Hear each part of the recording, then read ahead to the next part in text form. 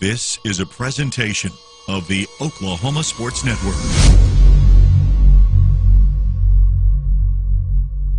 Any other use of this telecast or any pictures, descriptions, or accounts of the game without the Oklahoma Sports Network's consent is prohibited.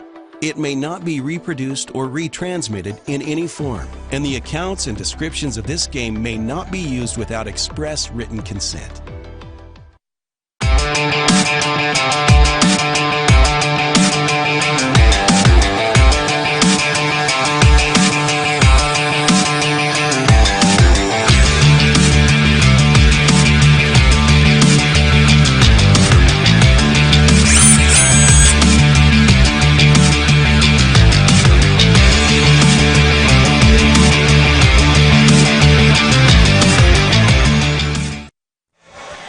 Welcome to the Oklahoma Sports Network, where we are hosting our very first swim meet here at the Simmons Center in Duncan, Oklahoma. Duncan is hosting Carl Albert, Chickasha, Marlow, Del City, Midwest City, and Mustang. And we're excited to see what's going to go on tonight. We have Carl Albert, who was the girls' 5A state champions last year, coming up against Duncan, who has done very well in the rankings thus far. So we can't wait to see what's going to go on tonight. We have Kirk Norman with us, who is a part of the Oklahoma Sports Network family. He is also the coach of the Mid-Del Carl Albert Swimming.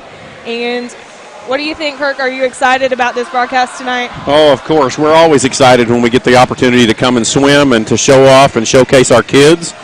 Swimming is not one of those sports that so many people are just filling up stadiums to watch. And so, yes, anytime we have the opportunity to show off our kids and show off our schools, we're always excited. Definitely. When I was swimming back in high school, I graduated in 2007, and I remember swimming in this pool. I could have never imagined that we would be here, being on film, being on camera, and it's just great.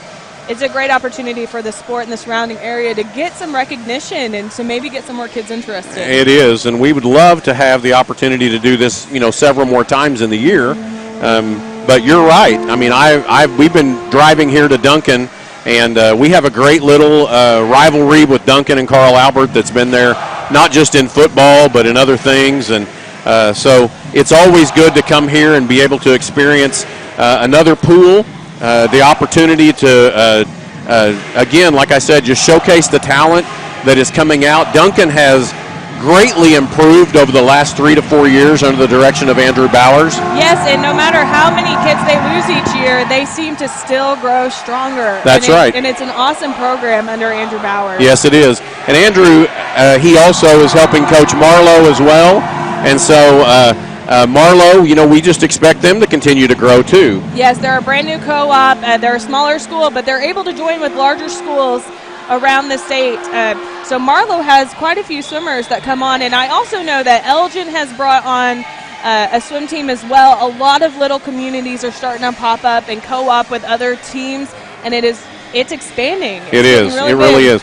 One of the things that I like to share with people is I never swam. I've been a swim coach now for 12 years, but I've never swam.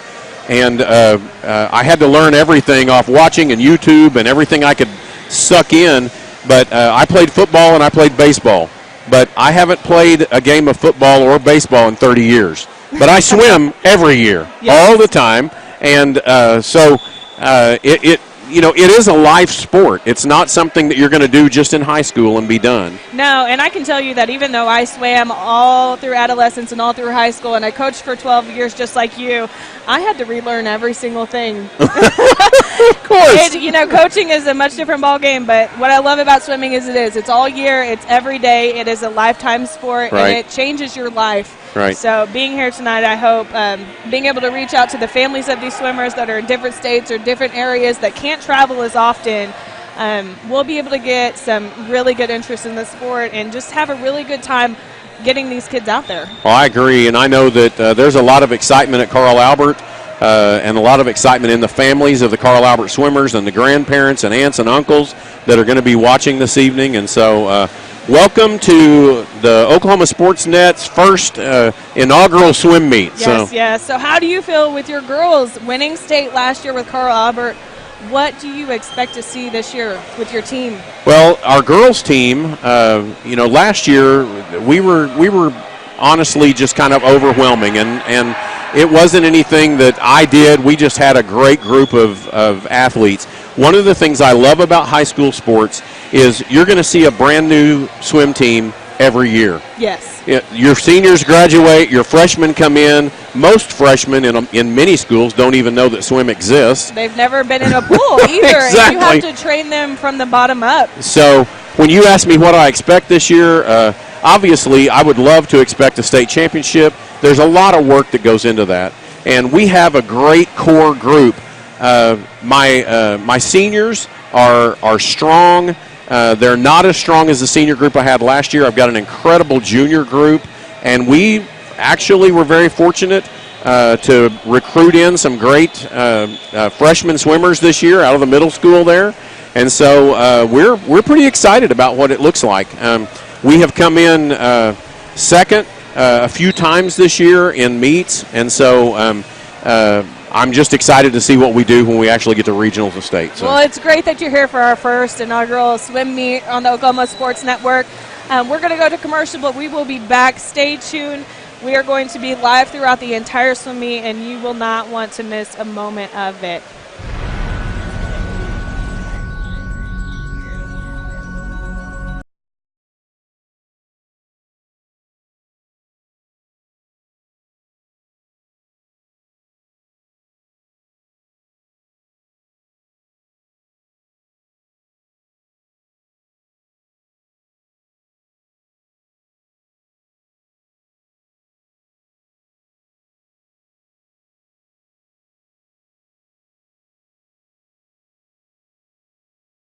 Somewhere starts here. The Simmons Center at 800 Chisholm Trail Parkway in Duncan is your full one-stop fun and fitness center for all ages, offering 2 full-size gyms, walking track, exercise and weightlifting equipment, swimming pool and jacuzzi, along with group fitness classes and childcare, all included with your affordable membership. Stop by or call for rate information today at 252-2900. The Simmons Center of Duncan. I was introduced to Midwest City about 5 years ago, and I just fell in love with Midwest City because of the people that live here. Traditionally, doctors have been caretakers, and over time that has fell apart. I take time to take care of patients. Patients want to be listened to, and to me, this is more than a job. I'm committed to Midwest City, and I want my patients to know that I've got your back.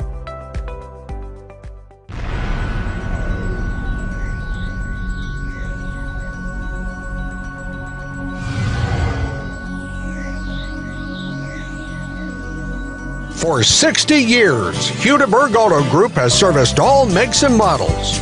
Hudeberg has combined hundreds of years of experience to better serve you. Hudeberg Auto Group uses the latest in technology and utmost customer care to get your vehicle back on the road safely and cost efficiently. And that tickles. Hudeberg Auto Group. You can count on Hudeberg. We'll give you more. You can count on Hudeberg, we'll give you more. The Simmons Center at 800 Chisholm Trail Parkway in Duncan is your full one-stop fun and fitness center for all ages, offering 2 full-size gyms, walking track, exercise and weightlifting equipment, swimming pool and jacuzzi, along with group fitness classes and childcare, all included with your affordable membership. Stop by or call for rate information today at 252-2900. The Simmons Center of Duncan.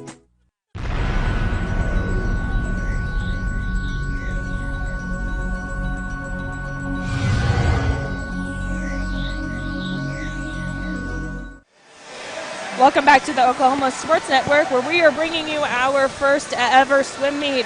It is Duncan hosting Carl Albert, Chickasha, Marlow, Del City, Midwest City, and Mustang. And let's just take a quick look at the events. All of the high school swim meets have the same order of events. It is 11 events. They run girls and then boys. And we have the 200-meter medley, the 200 freestyle, 200 IM, 50 free, 100 butterfly, 100 freestyle, the 200 freestyle relay, the 100-meter backstroke, the 100-meter breaststroke, and the 400 freestyle relay. And I forgot the 400-meter freestyle in there. Right. That one gets a little confusing because we are actually at a meter pool. That's right. It's not a 500 like we're used to hearing. It's not a 500 right. like we're used to hearing. For regionals and state, they swim in a yard pool. And so in the yardage pool, it is 500 yards, but in a meter, it is 400. So when I looked at that, I thought, oh, no, that can't be right, but it is. No, it is right. It is. The conversion. And it's the closest conversion, yes. Yes, because meters, when you get into the 100 and the 200, becomes quite a bit larger. I think the 100-meter freestyle is about 10 yards longer. Right. And 10 yards means a lot in swimming. It sure does. It sure does. It is absolutely crazy because you can be just a whole length ahead, and that 10 yards is going to make or break you. That's if right. If you're not going that extra 10 yards, you will not make it. And it really is one of those things. And we swim at Rose State College.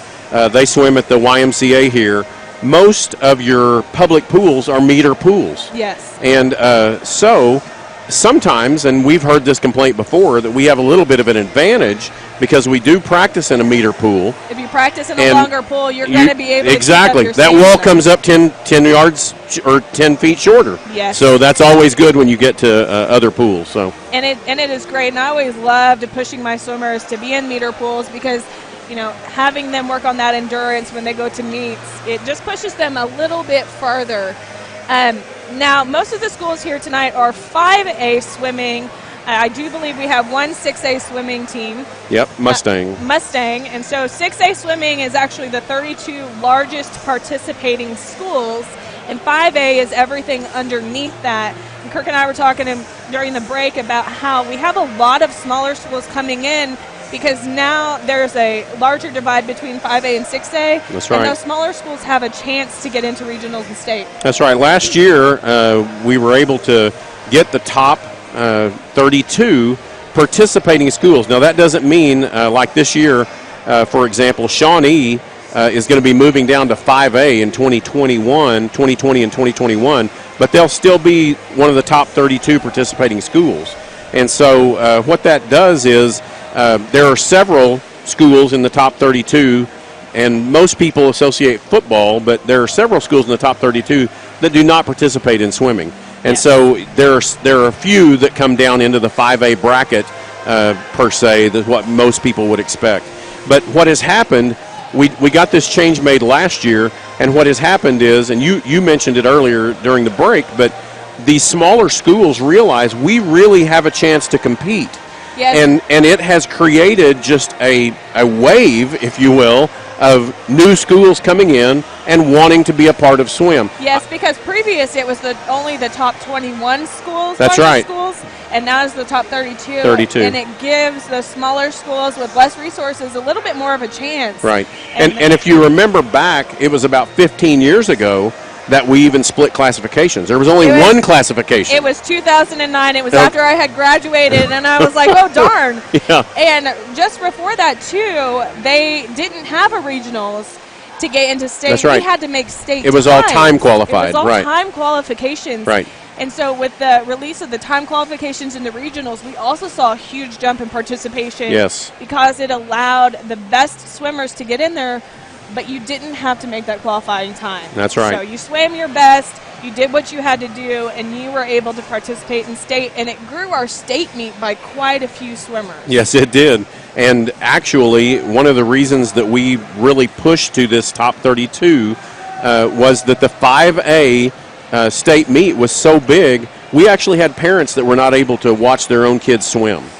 And so that's what really kind of forced this issue of moving to the top 32, getting a few more out of the 5A back up into the 6A, and it has worked out beautifully. And I'm not sure, there may be some other classification changes that come down the pike as swimming continues to grow. An interesting thing, Hannah, swimming is the second fastest growing sport in the state of Oklahoma today. I did not know that. That's right. I stepped out of swimming a couple of years ago, so I haven't been able to keep up with it, but it just sounds like it has boomed. It has. It really has.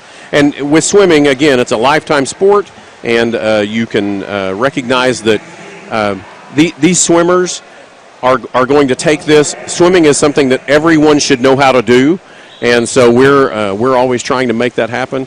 But the beauty of that is, then if we can get one more classification, then what you're talking about here, the Marlows, the Elgins, the Plainviews out of over by Ardmore, those teams will continue to flourish in great ways, and that's what we want. Which is fantastic, because in the club teams you see kids coming out of Walters and Sterling and all of these, in Fletcher and all of these smaller towns, and I've coached those kids in the club swim, and they always wanted to go out there and represent their high schools. It's something that they get really proud and really excited about, and there just hasn't been that opportunity until now. Right. High school swimming, and I don't want to say it's completely different. We swim a lot of the same events, but high school swimming is completely different than club swim when it comes to the enthusiasm, the excitement, the team aspect of it, even though these teams come from different teams. But a lot of club swimming goes in with hundreds and hundreds of other swimmers, and your high school team is just that small knit group of 28, 30 swimmers that you're going to go to regionals of state with. Yeah, so. And there's a lot of camaraderie as well. Yes, when there I is. coached back in Lawton and we had all three schools, we competed against each other, but as long as we weren't competing, they were a family, and they were very, very close to the swimmers here in Duncan and the swimmers in Altus. Yes.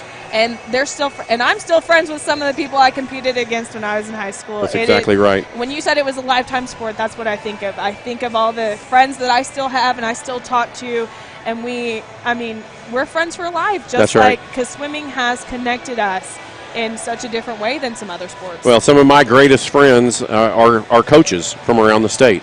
Andrew is one of those. Linda Wigginton at Altus. Linda Wigginton, we have to throw her out there in Altus. Right. You have to. She is got to be the number one swim coach. She's the we call her the grand madam of swimming in Oklahoma. So it does not matter how long how long I go without speaking to her. I can call her and she will have an answer. She knows everything, and she's so wonderful. She wants to flourish the sport of swimming. Yes, she does. So we have to give her our kudos, and That's hopefully we'll be able to broadcast one of her swim meets. That would be great. Because her swimmers are impressive. Yes, they are. They are a very good group, and they're a very good group perennially. I mean, they are good year after year after year, and that's what we all kind of strive for. Carl Albert has really come on the scene. Our very first regional win was in 2016, and we have been solid since that point. But nothing like what Altus has done over a 20-year period. I don't know how she's got magic in her water, because yes, she does. She has consistently. They have won quite a few state championships over the years. Yes, they have. In 5A for the boys, and I'm not sure. They don't have a girls one yet, but I can tell you what.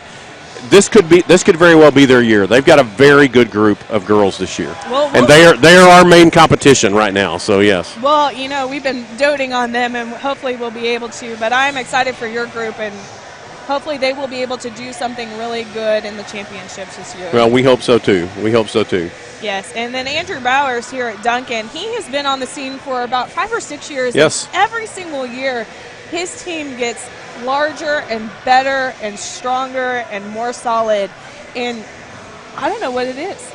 Well, a lot of it has to do with just Andrew and his character, and I think most coaches would tell you this all around the state, and it really doesn't matter what sport it's in.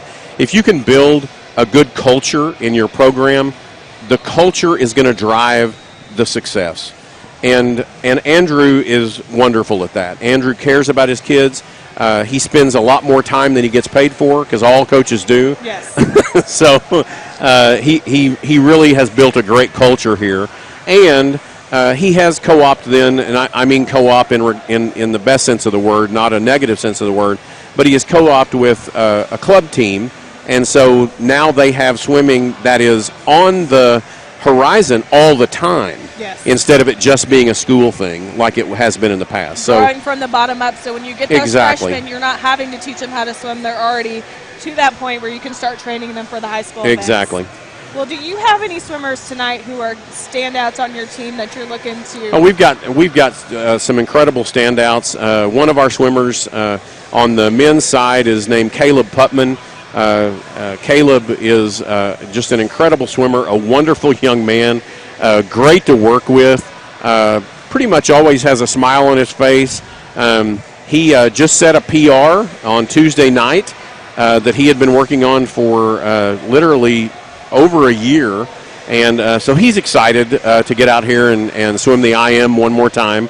And so he'll be in the 200 IM, one of the first men's races that comes up. And so Caleb Putman is somebody to watch. We've got some great young swimmers. Like I said, we have a great freshman class that's come in. Shelby Price is a freshman who came on the scene in June when we had our little summer camp, and she has just done a great job. Now, she's not going to win maybe the 50 freestyle tonight, but as far as where you come from to where she is now, it's really incredible. That is awesome. And right now what's happening in the pool is, I believe Duncan Swimming has their entrance. They have a kind of a grand entry thing that they do, and so, yeah. And this is probably a part of that culture that Andrew has built. It is. It really is. You have to have pride in what you do. And it may not look much to us on the screen, but I bet that this entrance, with turning the lights out, everything is going Duncan red. I mean, that has got to pump those kids up. It is. And it's fun to watch simply because this is a part, this is literally a part of what it means to be in high school swimming. Is you don't see this kind of thing at a club meet. No, never. No, this is what high school swimming is all about, and it's exciting to be a part of this. You asked me about, and I know you've made notes, but you asked me about our swimmers, and I just saw her walk by, and so I definitely would not want to pass up on talking about Madeline Harper from Duncan, an incredible swimmer who's kind of come on in the last 2 years. And she's a great freestyler, but she's also a good breaststroker as well. Awesome. So it'll be fun watching Madeline swim this evening. We're getting ready to have the national anthem, which is something that we do at all of our swim meets as well. Yes. And so we're actually going to sneak to a commercial. We'll be right back here with the Oklahoma Sports Network.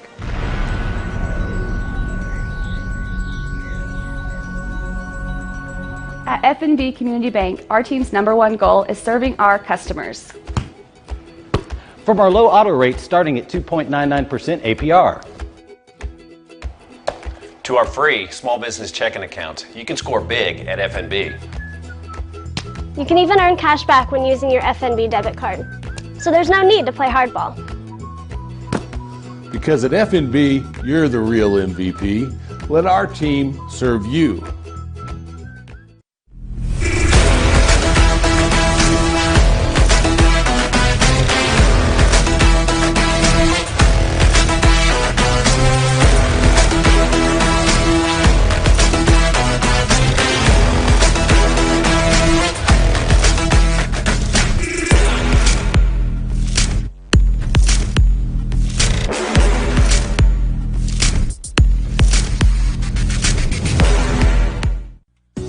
The Simmons Center at 800 Chisholm Trail Parkway in Duncan is your full one-stop fun and fitness center for all ages.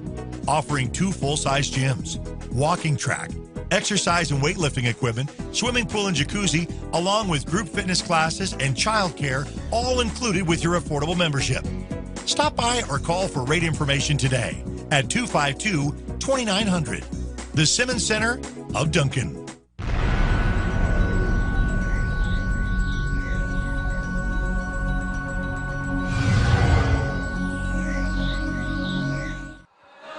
Welcome back to the Oklahoma Sports Network, where we are bringing you our very first swim meet.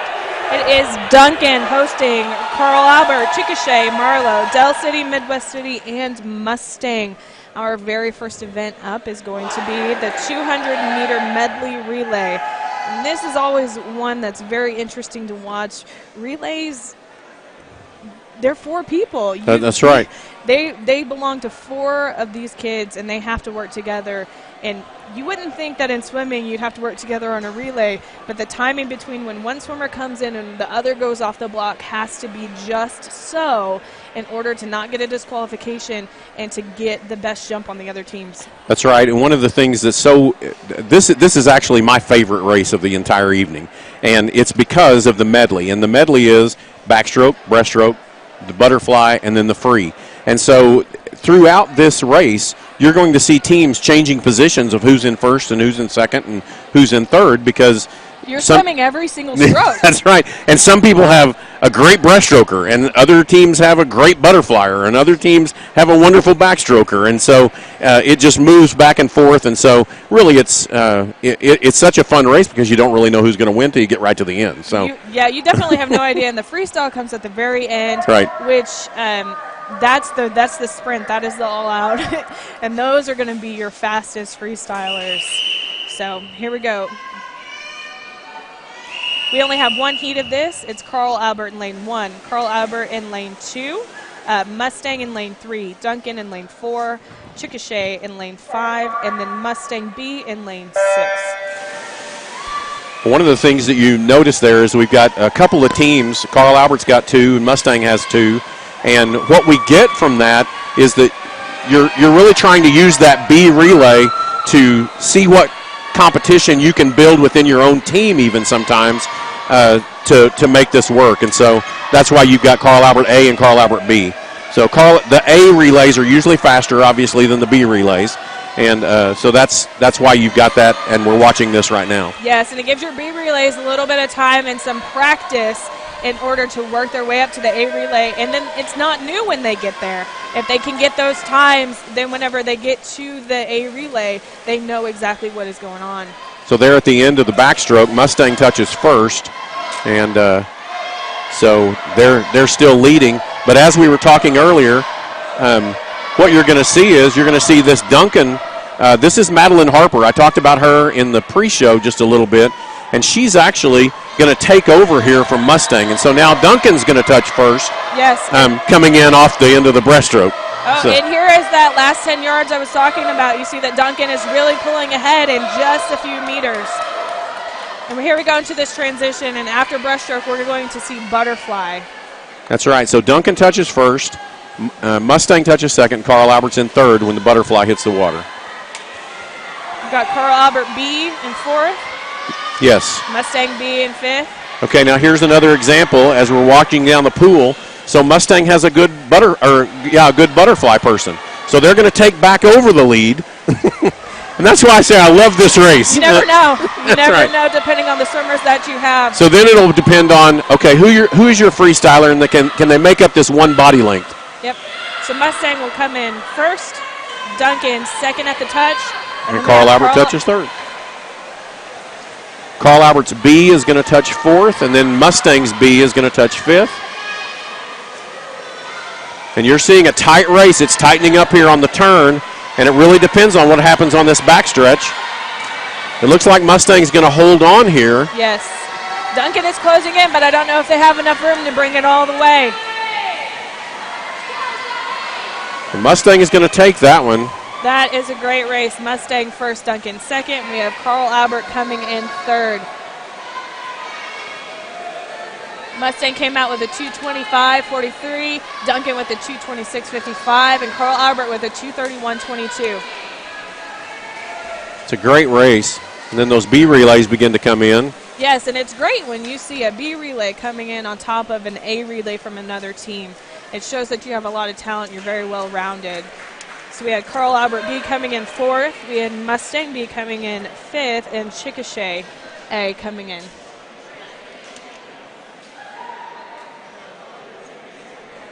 We have the times up there on the board, and just as a reminder, we're in a meter pool, and so you'll have to do some converting if you want to see how they'll stack up against state from last year. You can look up a conversion tool on your phone, by the way. That's what I do. Yes. So we have the boys hopping in now for the 200-meter medley relay. All of these events will go girls first and boys second, and we only have one heat of these boys. You had asked me earlier, one of our standout swimmers, and Caleb Putman, and just taking in the water there on the backstroke. In lane three. And Caleb, his low time on the backstroke is a 54-second 100 yards. So he's in the elite group. Yes, definitely. Well, we have Carl Albert B in lane 1, lane 2, Mustang A, lane 3, Carl Albert A, lane 4 is Duncan A, lane 5 is Chickasha A, and lane 6 is Mustang B. So we have our first swimmer heading off into the breaststroke. They're from Mustang, and then we have Duncan heading in the water second. Actually, that was Carl Albert that headed in first. Duncan is second. Oh, okay. and Mustang is third.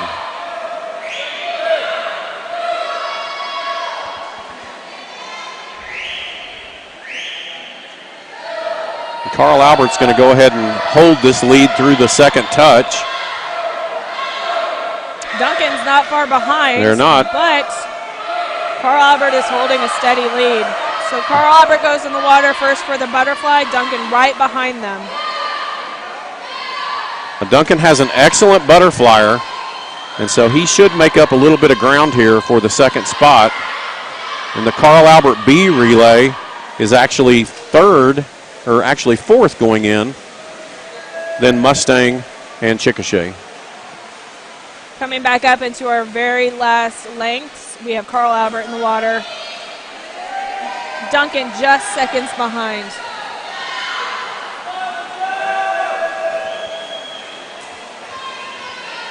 Now this is Jake Estes who is finishing up here for Carl Albert, and this is his very first year to swim. He's a senior from Carl Albert. That's fantastic to see on your A relay, and they're dominating. He pulled ahead in that last lap. That is a great finish there for Carl Albert coming in first. Duncan's going to follow at second. And then we're missing a Mustang relay, so Carl Albert B will come in third.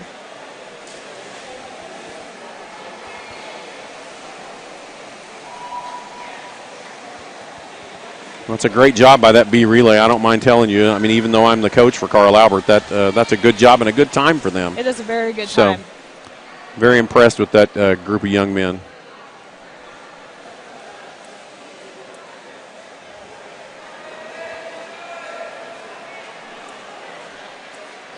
Carl Albert came in first with a 2:25.43, and I did some conversions myself. So in the top 16 at state last year, to get into the top 16, the 16th place had a 2:28, then the top 8 had a 2:15. So they're in a really good position to medal at state. Yes, they are. They are.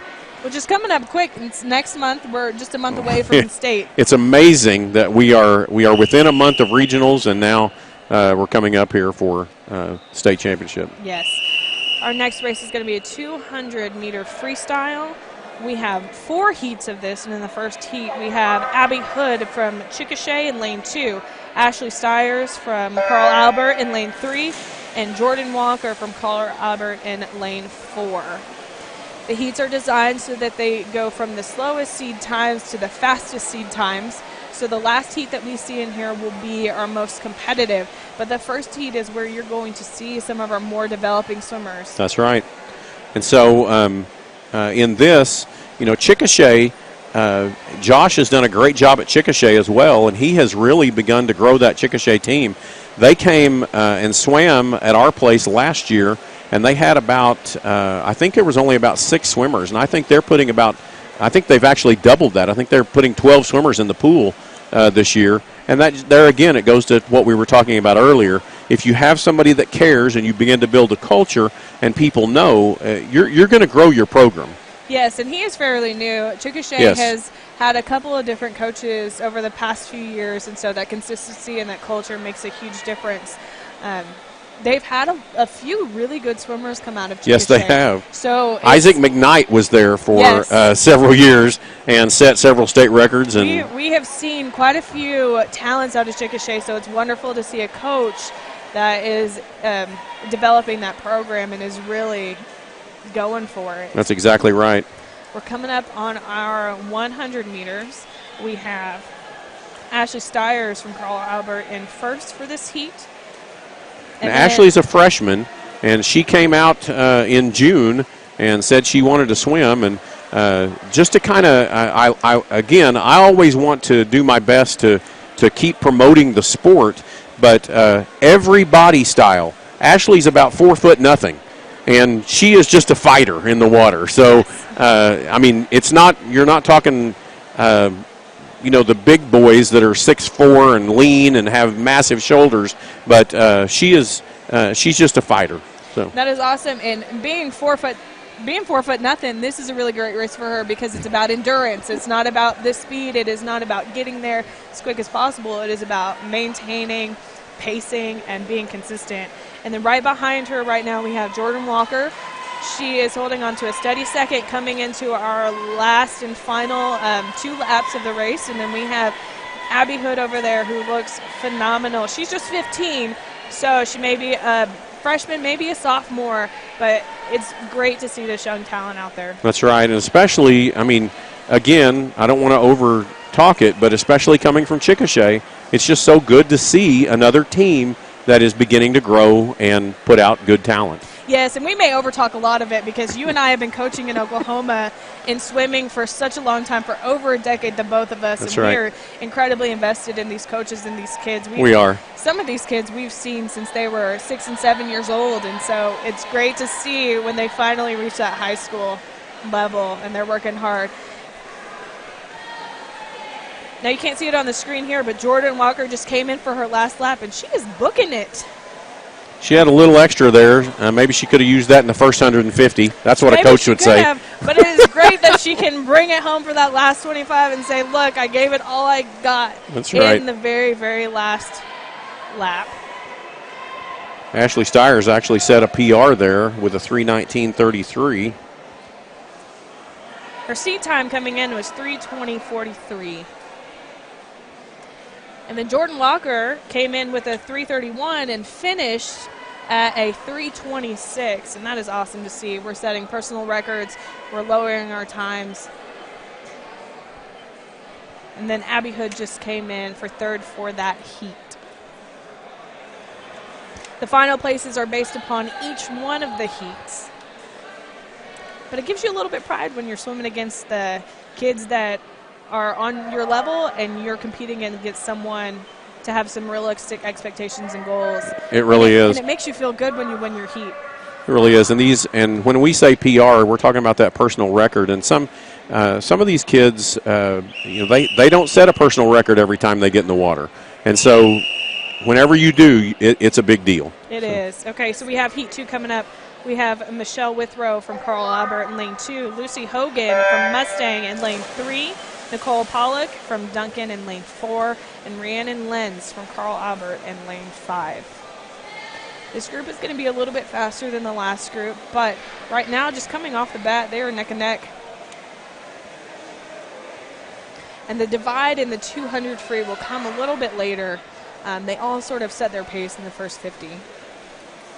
Most of the teams are pretty set in what they're going to be swimming at regionals by this time of the year.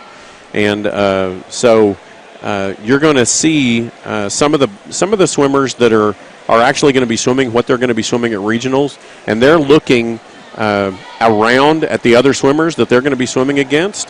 Every team can take 4 in every position, so you're actually fighting on your own team sometimes for a position to make it to regionals. Yes, because definitely. Some teams are big enough that you can only take so many, and so these meets are very, very important leading up to regionals. To pay attention to all of your surroundings, everybody is in here. That's right. So coming out of our 75, we have Lucy Hogan from Mustang in first, and then we have Nicole from Duncan in second. And not far behind them are Michelle and Rhiannon. Michelle Withrow is a new swimmer for Carl Albert, and Rhiannon Lenz is a sophomore this year. You know, you keep telling me that these are all newer swimmers, and they look fantastic. Well, thank you. You're doing a good job up there. Thank you. One of the interesting things about regionals and state is as an individual, you were saying as a team you could only put 4 individuals in each event. Right. Well, as an individual, you can swim 2 individuals and 2 relays. And correct me if I'm wrong, but can you still be put in 3 relays and 1 individual? Yes, you can. Yes. You sure can. And so if it's more of a benefit for you and your team, your coach may decide to put you in 3 relays instead of just the 2. That's and just right. swim 1 individual event. A lot of times that happens with kids that are basically freestylers, in particular, because they haven't completed a stroke to the point that they can make it into regionals, and so you'll use them on 3 relays because freestyle is the largest group in the relays. So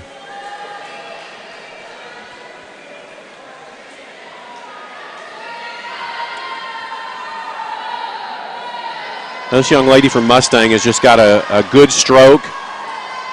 She's kept her kick the entire time, and that's what's important on a long race, is going ahead and keeping your kick, because that keeps your body position where it needs to be. And so she's just doing a great job, and so she's going to come in here with a good time. And it keeps him from getting fatigued. And that'll be a PR for her as well. Awesome. So Lucy came in with a time of 3:09 and finished with a 3:05.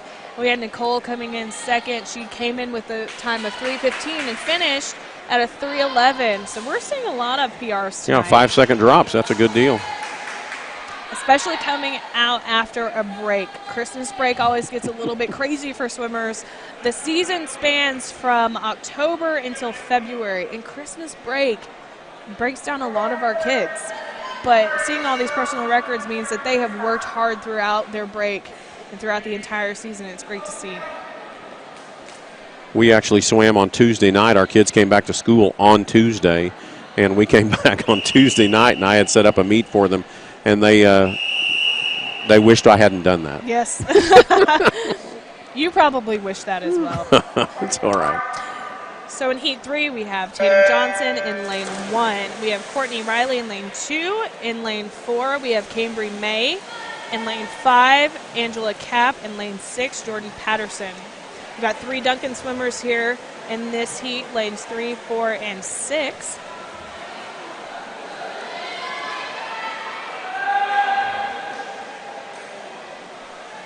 Here's where we start to see a little bit quicker times. That's right, and you're going to see these swimmers, as you can see on your screen, their kick should drive the entire time, and that's what you have to have for distance. It actually allows your shoulders to get just a little bit of a break when you have a good solid kick, and so you're not struggling on your pull. You can have a nice solid pull, but you don't feel like you're dragging all of your weight. Your kick is propelling behind you. You can have a solid pull rather than one that is strained. We work on kick a lot, and I talked to the kids about this, but Sam Freeze, who was the national championship coach from Arkansas and Florida and then came to OBU, he has since passed away, but it was a great mentor to several of our coaches around Oklahoma. And he was the one that told me, your kick only provides 15% of your propulsion. And so when we'd have kick sets at swim, the kids are always saying, yeah, but this doesn't make me go faster. Well, it does, because the kick holds your body line where it has to be so that you're not dragging your bottom and your back legs in the water. And so that's what's important about the kick, is it just keeps everything lined up and tight and there together so that your shoulders can do what they need to do. Definitely, and we see Cambry from Duncan taking the lead here, with Courtney from Mustang just right behind her.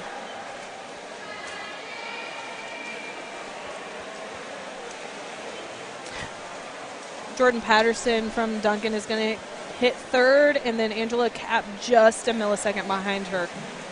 This is when you tell your kids, just go race the person next to you. I mean, that's what you want to do. You want to learn to race. And even in a 200 or a 400, you want to learn to race. I was always told a 200 was a sprint.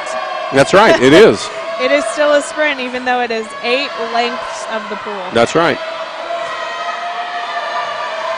And then you can see Cambry in here. She's just pulling away. She's doing a great job. She's trying to get that finish and trying to get that PR, which it looks like she might do. And Courtney Riley's coming up on the inside there on lane 2 from Mustang. She's done a great job at catching back up right there at the end and comes in second. Fantastic. Cambry dropping 6 seconds with a 2:54.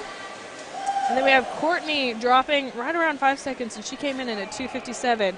In third, we have Jordan from Duncan, came in with a 3:04.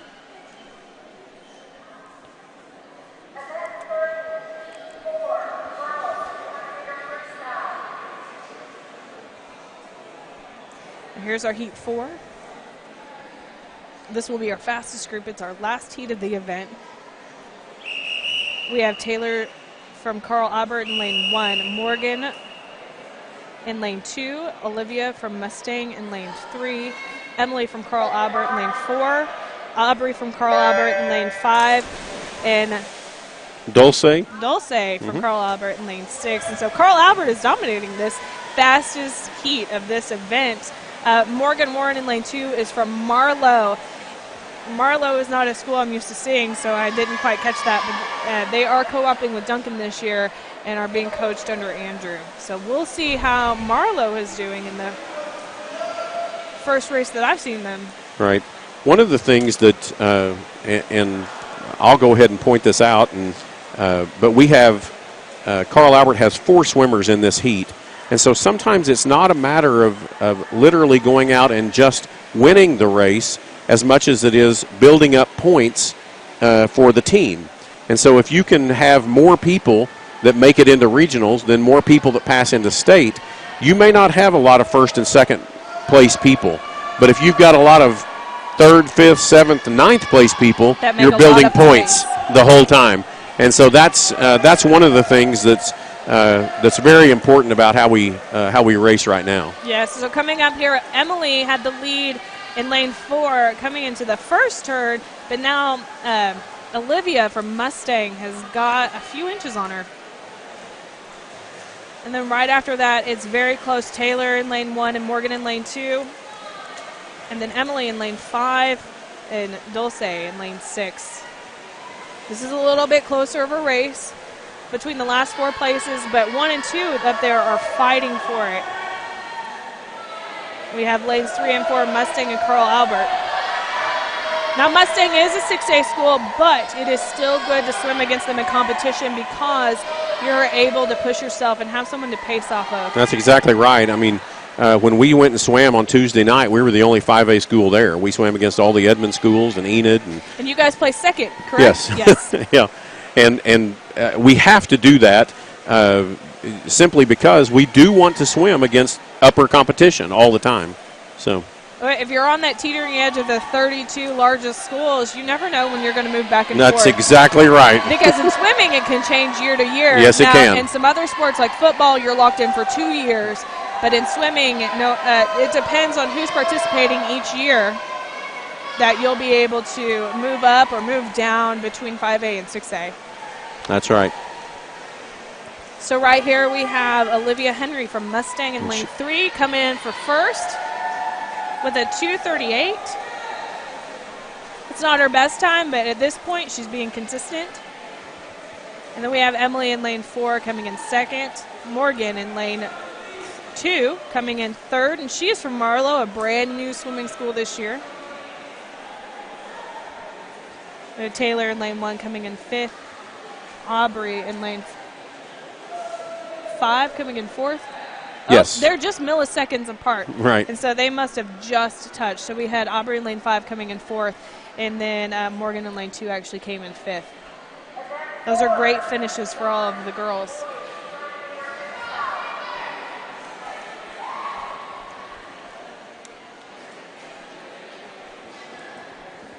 Now the top 16 of girls 200 free state was 257 last year. So seeing quite a few of those times that are very near that they may be able to make state in that That's event. right. That's right.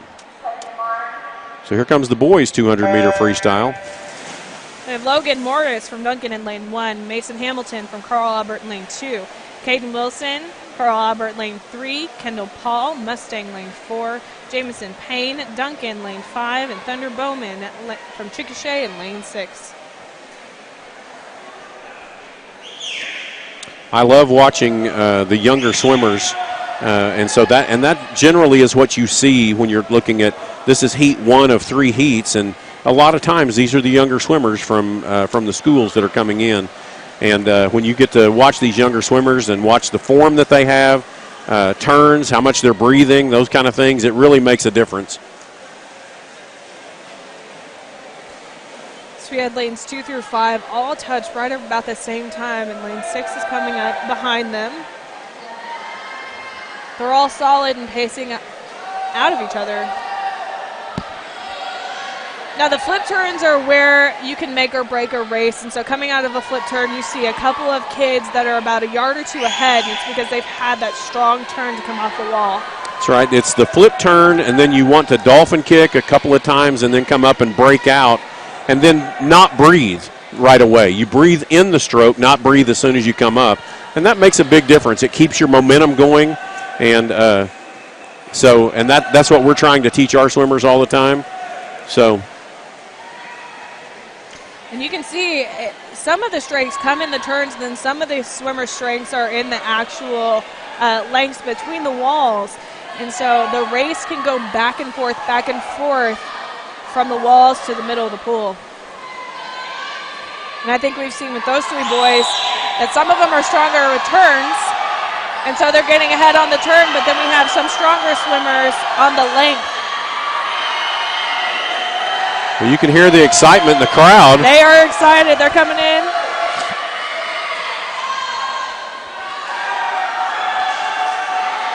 So we had Kendall Paul from Mustang in first.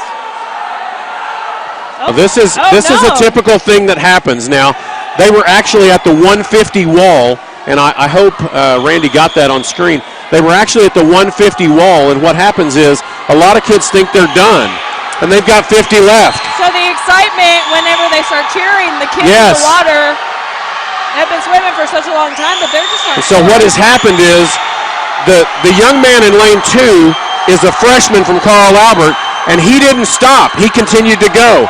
And so now he's about to win this heat for the first time in his life. When it should have been Kendall Paul from Mustang. Exactly. Unfortunately, was influenced by the crowd getting loud. He also dropped quite a bit of time, so. About Mason Hamilton for Carl Albert, lane 2 came in first, dropping about 10 seconds and comes in with a 2:52.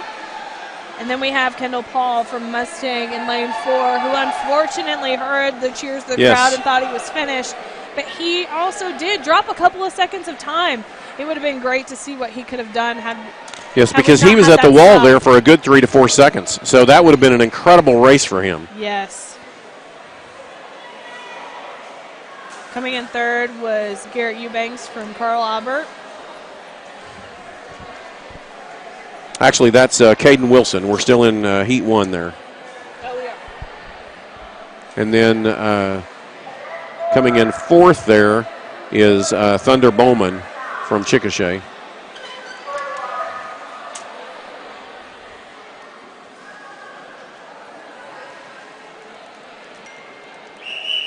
So now we are coming up into Heat 2.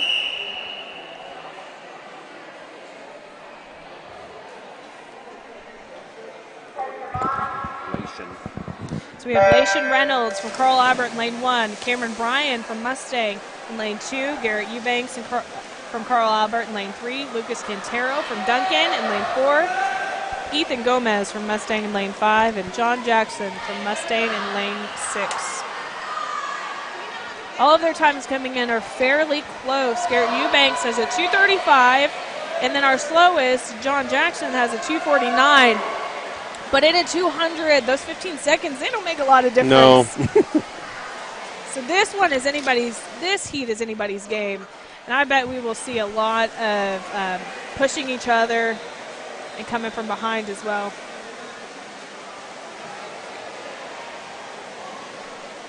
One of the things that you have in 5A schools that you don't normally have in 6A schools, and this is a good example of that and just kind of gives you the flavor of swimming, is that there are 4 boys on my team, and I'm sure there are some on Andrew's team, but I've got 4 boys on my team that are actually finishing out their swim season, but are also, they leave my practice every day and they go to baseball. Oh, and wow. Because we share athletes in 5A and in 4A and 3A, where you wouldn't normally in 6A. It's pretty well set in. You know, you're either a swimmer or you're a baseball player or you're a wrestler or you're whatever. But Garrett Eubanks is one of those kids, and so it's kind of exciting to see him out there excelling at swim. And one of the ways that I recruit kids out of baseball is that swimming. Is cross-training. Swimming is absolute cross-training, and I can increase your bat speed and I can increase your arm speed if you'll come to swim. So this young man coming in here in lane 5 from Duncan This is Jamison. Actually, no. Lane 5 is Ethan Gomez. From Mustang. Yeah, from Mustang. And he has really come on just in the last few swim meets. We swam against them at the Yukon Invitational, and he had a kind of a breakout day that day. And you know as a swimmer, some days you don't feel it, and other days it just happens. Yes. So. And which is surprising to me that we're coming out here with so many PRs, because after Christmas break is one of those lulls with swimmers. It's hard to get back in after you've gone on vacation or ate too much Christmas dinner. So it's fantastic to see how hard they've been working. So we have Garrett Eubanks coming in first for Carl Albert. Coming in right about the same time. He didn't drop any time, but he's very consistent at a 2:36. That's right. He's worked really hard this year. Line 6, John Jackson from Mustang coming in second. In third, we have Cameron Bryant from Mustang. In fourth, we had Ethan Gomez from Mustang. And finishing up the heat, we have Lucas Cantero from Duncan. All really great times. We're about to go into our last heat of the 200 freestyle for the boys. I can tell you that the top 16 state times for the boys in the 200 free was a 2:38. That's right. And then the top 8 was a 2:16. And so it's hard to say, you need to make this time because it does fluctuate from year to year. Yes, it does. But knowing those times gives you a really good goal, something to strive for. Most of the coaches, and I'm not the only one, but most of the coaches do what we do, and that is on the OSSAA website. Maybe I'm giving away team secrets I shouldn't give away, but on the OSSAA website, you can actually go on and you can see every time of every meet that has been done this year. And so, for example, I go on every week and I update my top 16 in the state. And that way I know what my kids can get in with. And other coaches I know do that because I didn't start that on my own. But other coaches I know. And so just like you're doing right now, you've looked at the top 16 from last year, and you're right, they do fluctuate. We have kids that graduate, and we have some superstars that come in as freshmen too. Yeah. So but it gives you a general rule. Yeah, it does. Kind of gives you something to see. Right. So coming in our first turn, we had Caleb Putnam in the lead, and into his second 100 is all staying in the lead. Karsten Terrell in lane 2 coming in right behind him. And then Mason in lane 4 had come in third, but now he's dropped back to fourth. So Gage DeVault in lane 1 has kind of picked up the speed a little bit. And Gage DeVault, he has been a club swimmer for quite some time, and he is just an excellent swimmer and a great person to kind of kick off Marlowe's year. Yes. Because he's been in swim for a while. This is probably one of those proud moments where he's been swimming in club and now he gets to represent his high school. Exactly. And it is a huge thing for these young kids. So we still had Caleb Putnam coming in first. We have Carson Terrell just right behind him. Gage and Mason in lanes 1 and 4 are fighting for that third place. And then Vance and Dylan from Carl Albert coming up right behind them.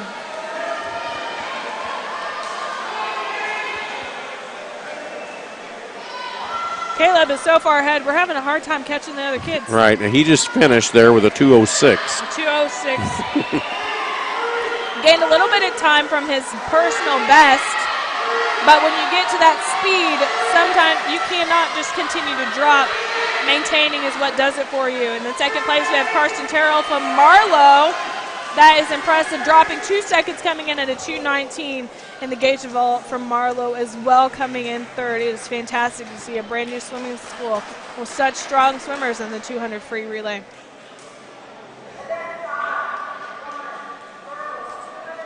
It was a great swim there by Gage DeVault, and I thought he was going to finish second. He actually came in third there. Yes. But a great swim.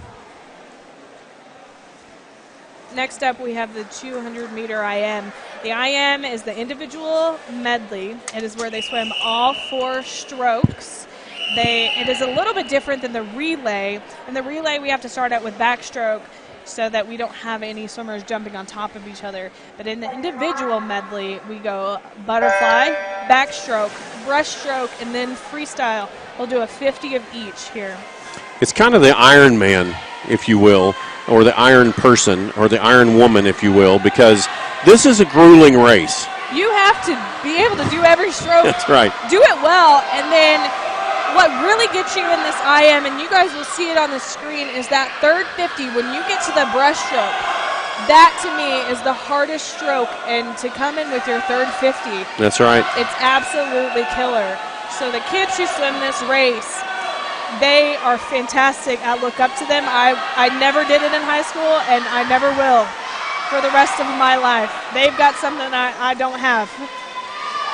Well, it is an incredible race, and again, it's kind of like that medley. You're going to find kids that they have great fly, or they have a great backstroke, or they might have a great breaststroke, or they might just be a great freestyler. Yes, and so you'll see these things move back and forth. So coming out of the butterfly, we had Lindsay Cox in lane 4 from Duncan was the first, Stephanie Elser from Duncan in second, and then Jennifer Vichik from Chickasha in third. So coming into our backstroke, let's see if that changes a little bit. We have Machin from Mustang in lane 1, and then Jessica Rowe from Pearl Albert in lane 5. So coming out of the backstroke, we have Lindsay Cox in lane 4 from Duncan. Hitting that wall first, and then Stephanie from Duncan in lane 3 right behind her, and then Jennifer in lane 2.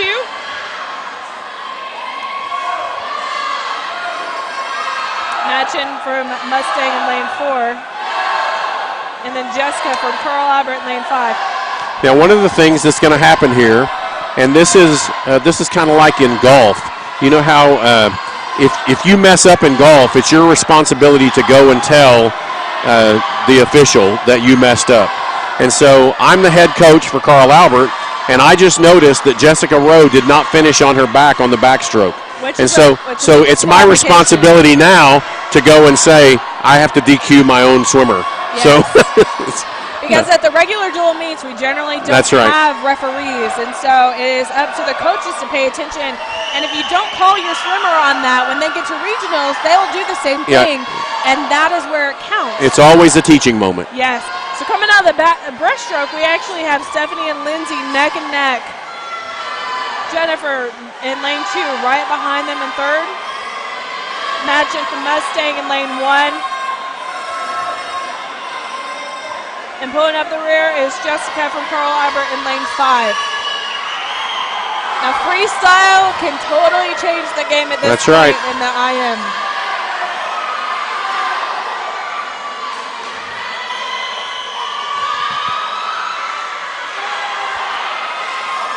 Stephanie from Duncan in lane 3 has a solid lead, and then Jennifer and Machin are, Lindsay Cox from Duncan has a strong lead with Stephanie and Jennifer right behind her. Oh, and Stephanie and Jennifer, look at that. Oh, came back right there at the end and out-touched her. Yeah, so Jennifer got to the flags and took that last 5 meters, which I have talked about through this entire broadcast, and booked it and actually ended up coming in second. That is the phenomenal end to a race that we love to see.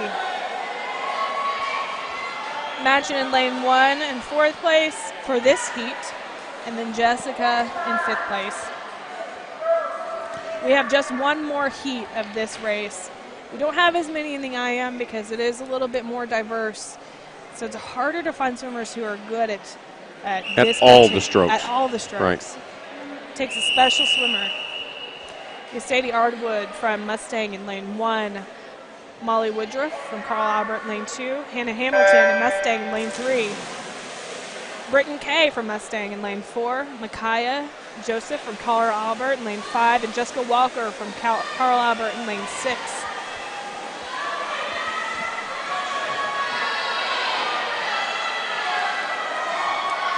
Britton and Hannah, both from Mustangs in lane 3 and 4, are going to be competing against each other. They have 2 of the best times in this heat, but the other 4 are really up for grabs.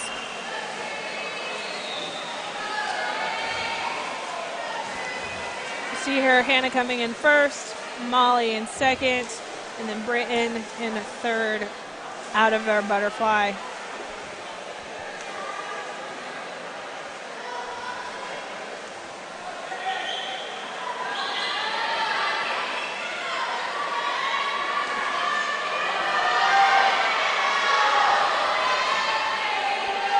It's a very good race right now going on between 1, 2, and 3. Yes, and those are some fantastic flip turns. Backstroke gets a little bit hard. You have to count your strokes from the flag to the wall, and if you turn over at the wrong time, your race is totally over. But those were solid flip turns there. So we have Hannah coming in again first at the touch after backstroke. Lane 2, Molly, second, and then lane 4, third. Sadie Arwood from Mustang bringing up fourth and very close. Breaststroke is a different game, so we'll see if anything changes here.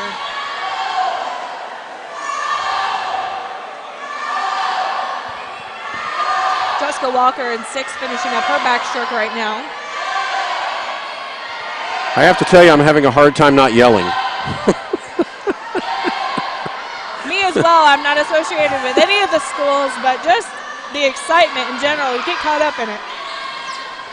But Kirk, you can't cheer for just your kids. I know. That's why I'm kind of just trying to be quiet and let it happen.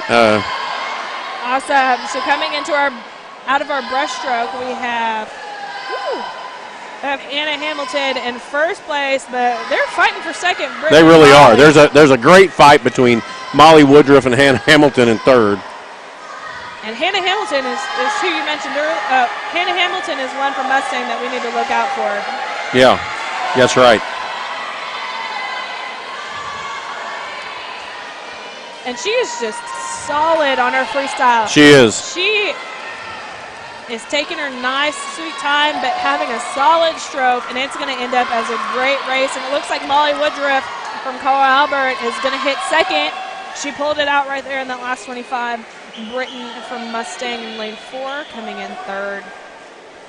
Not too far behind them in lane 1, Sadie Arwood is about to hit. And then we have Micaiah in lane 5, Jessica in lane 6.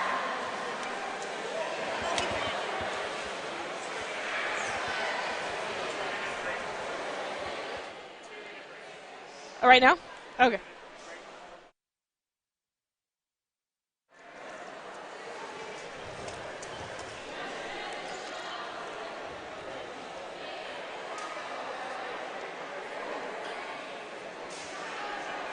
That was a great race to see. So Hannah Hamilton actually came in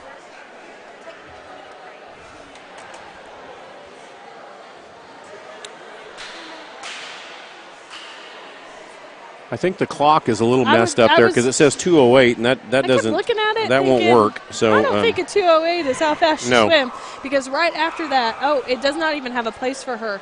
So sometimes what happens is that we have pads at the end of the pool, and if you don't hit the pads just right, it doesn't clock your time. So the second place finisher came in at 2:51. So I'm going to say she probably had around 2:47, which is what she came in with. About it. And that would make sense, yeah.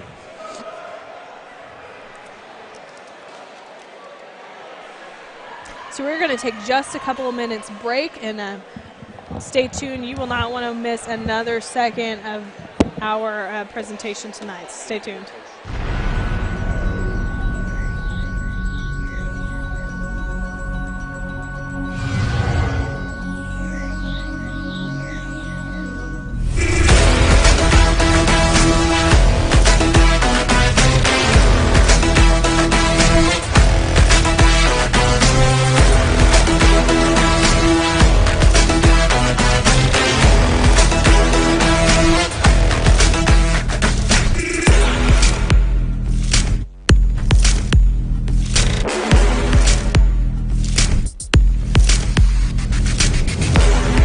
FNB Community Bank, our team's #1 goal is serving our customers.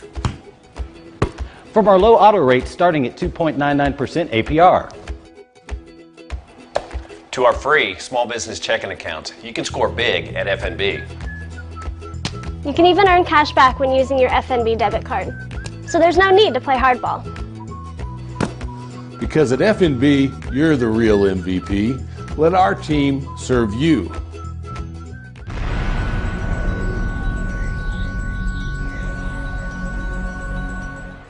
Welcome back to the Oklahoma Sports Network. We are moving into the boys portion of the 200 IM. Our first heat here, we have Tito Vaughn from Duncan in lane 1, Josh Torres from Mustang in lane 2, Tommy Bell from Mustang lane 3, Caden Stewart from Duncan lane 4, Jackson DeVoe from Duncan in lane 5. There are 2 heats in this event. And our first one is starting off very, very tight.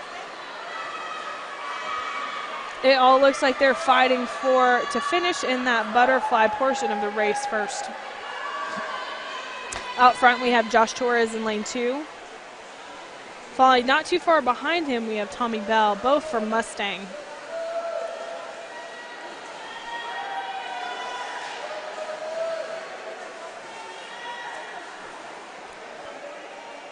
Caden Stewart and Jackson DeVoe in lanes 4 and 5, touching right about the same time going into their backstroke. And Tito Vaughn bringing up the pack.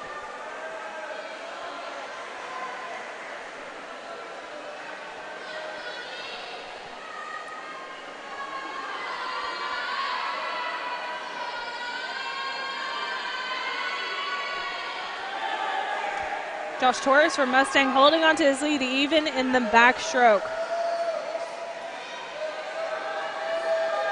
Lanes 3 through 5, Tommy, Caden, and Jackson are all fighting for that second place in this heat.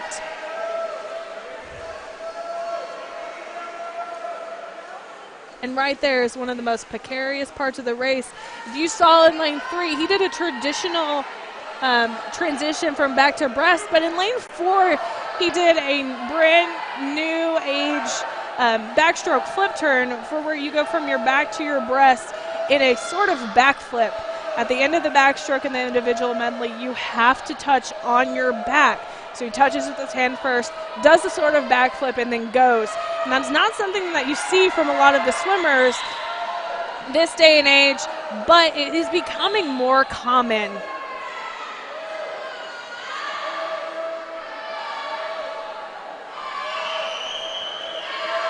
You're not able to see it, but Jackson DeVoe is actually braking on Caden Stewart. His breaststroke has just got a little bit more gumption to it. Josh Torres going into his freestyle. Tommy Bell just touched and is going into his last 2 laps. Jackson DeVoe got Caden on that last one. He'll be hitting third with Caden right behind him. And Tito Vaughn is finishing up his breaststroke.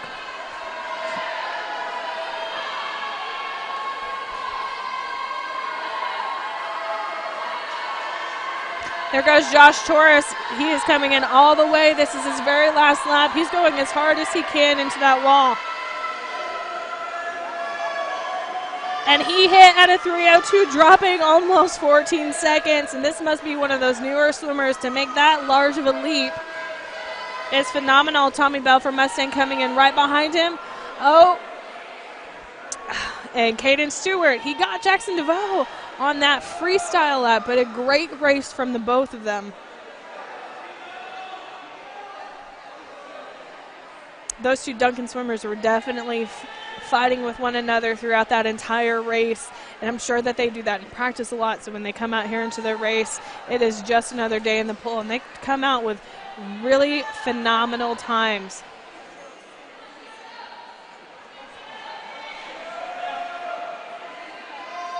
Here we have Tito Vaughn. He is finishing up strong, bringing up the pack.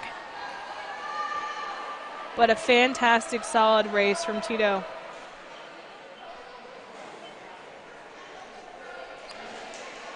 We're about to head into our second heat of the 200-meter IM.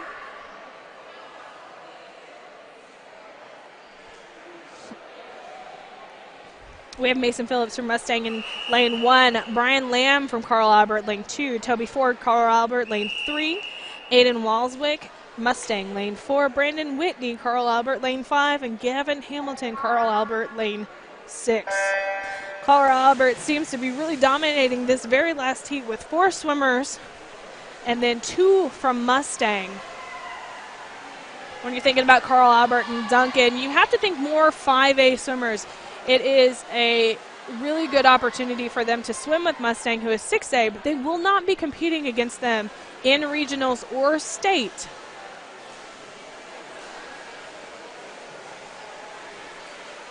Toby Ford is leading the pack in butterfly. We have Brian Lamb and Aiden Walswick hitting just right about the same time.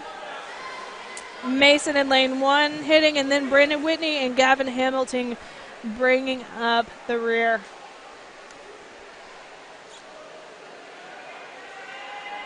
Kirk went to do some actual coaching at this swim meet. He thought it'd be really good to be with his kids right now. But as he said, this is the most interesting of races because you have to be consistent in all 4 strokes. And that is incredibly rare to find in swimmers, that you're able to get every single stroke and do it correctly and do it right. Here, let's see what kind of transition they do from back to breast, if we see any more of those backstroke. A traditional turn there from Toby Ford.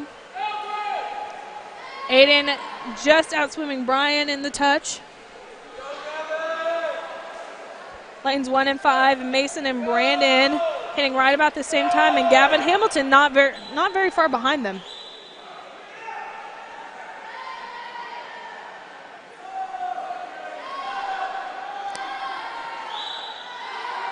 You may hear a little bit more noise when they're out into their breaststroke because their heads come out of the water. All of their fans find it prime opportunity to cheer them on. Toby Ford holding on to his lead throughout every stroke here. Aiden in lane 4 pulls out the second for that touch, and then Brian Lamb just right behind him in lane 3. But freestyle can change the game a little bit. It looks like Aiden is catching up with Toby. He's taking this opportunity, and he is swimming with it. Going into this flip turn is going to make or break this race. Oh, it looks like Toby had him on the flip turn. But Aiden has a stronger swim in the middle. We're getting into the last 5 meters, and Aiden is just pulling it out. Those last 5 meters after the flags are so important in a race. And it looks like Aiden Walswick came in first, and Toby Ford right behind him, and Brian Lamb for Carl Albert in third. All fantastic races. Aiden Walswick dropped a couple of seconds. It is always good to see those small increments each time you swim, hitting those PRs. We have Brandon Whitney in lane 5 coming in 4th. Gavin Hamilton from Carl Albert coming in 5th place, and then Mason Phillips coming in last for this heat.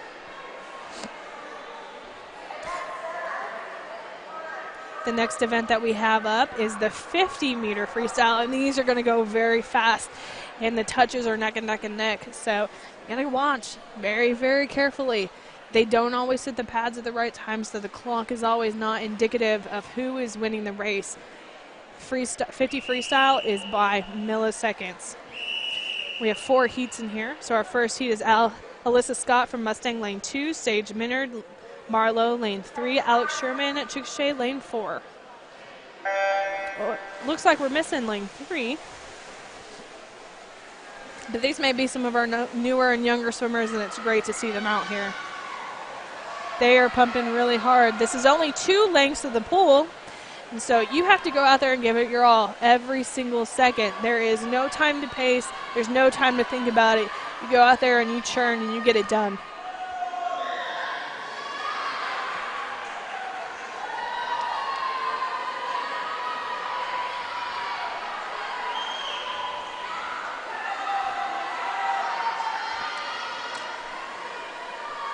Looks like Alex is pulling ahead of Alyssa. Still consistently the pace that she started out with.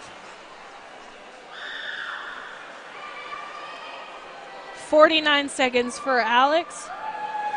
52 for Alyssa. Both personal records for those ladies. Good job. Heat 2.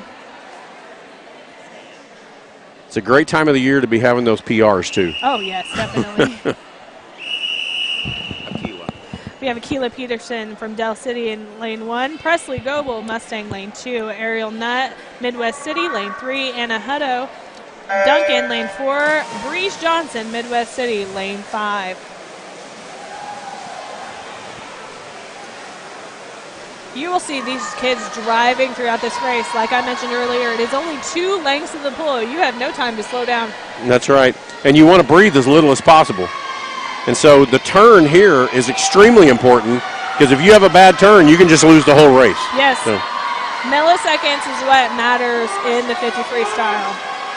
We have a fight there between lanes 2 and 3, Presley and Ariel. They're wanting to get that first in that heat. We have Presley touching first, Ariel touching second, Anna touching third. Breeze touching fourth.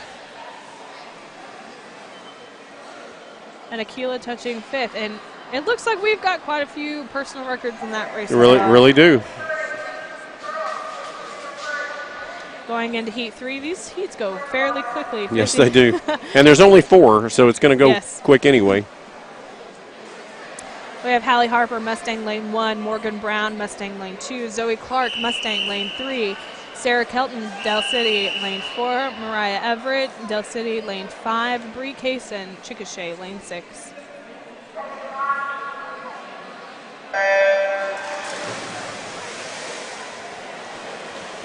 Yeah, on a 50, you really, I mean, the big boys in the Olympics, they breathe about once in the whole thing. If at all.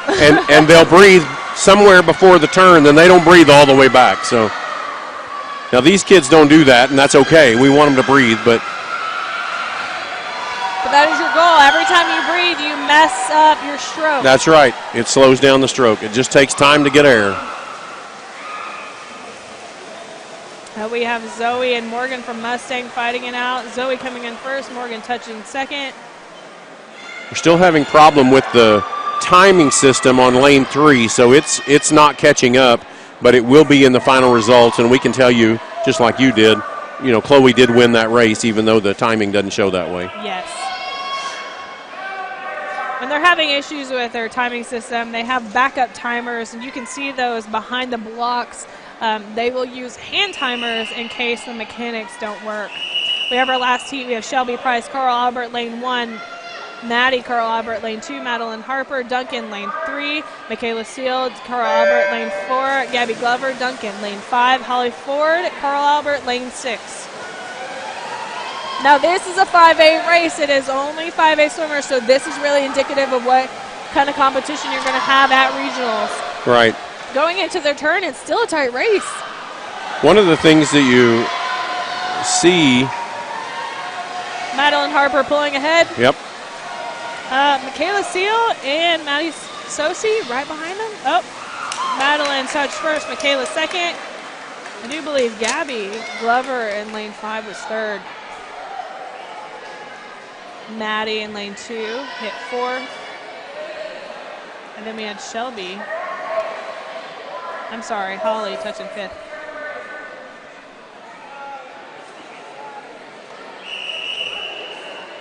You have to excuse some of the times the board doesn't work as well.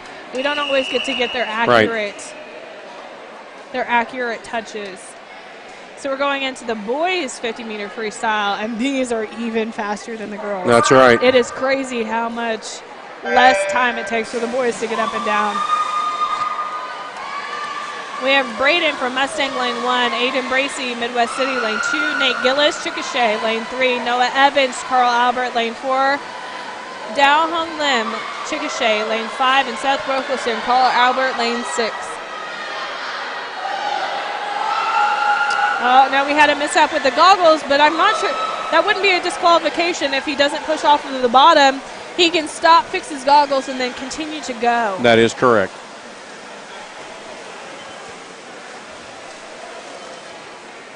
We have Noah touching first, Nate second, and Dow third. That was a great race. It's very close for all of them. Heat 2, we have Gambit Johnston from Chickasha, lane 1. Aiden Locke Duncan, lane 2. Josh Jones, Midwest City, lane 3. Luke Banks, Marlowe, lane 4. David Peters, Carl Albert, lane 5. And Kobe Stewart, Carl Albert, lane 6.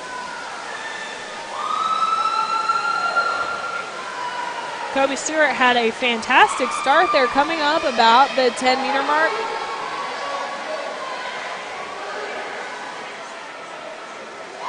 As you can see there, the turns will really make or break your race.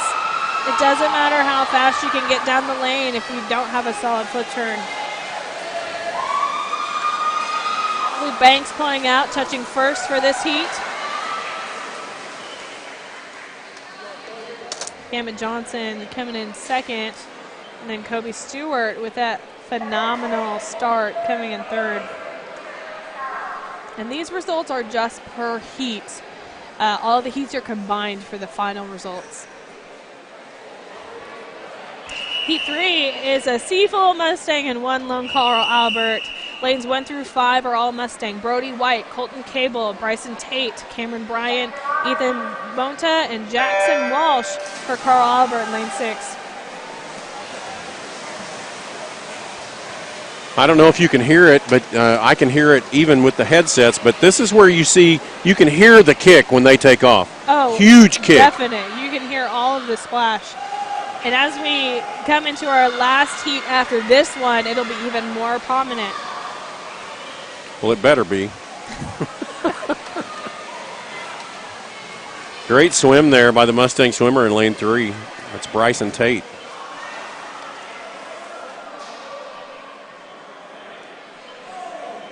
It looks like Cameron Bryant from Mustang in lane 4 must have just out-touched him. We're heading into our last and final heat. Adrian Williams, Carl Albert, lane 1. Zach Eddy, Carl Albert, lane 2. Ethan Smith, Duncan, lane 3. Jake Estes, Carl Albert, lane 4. Max Wolfe, Carl Albert, lane 5. And Luke Bales, Carl Albert, lane 6. And even though we have times of 26 and 28, that 1 second doesn't make a whole lot of difference in freestyle. It can be anybody's game at this point.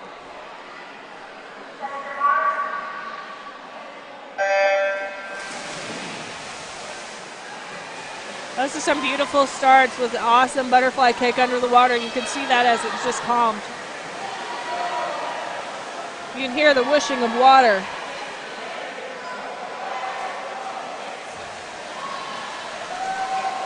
So it looks like Ethan Smith in lane 3 is pulling ahead.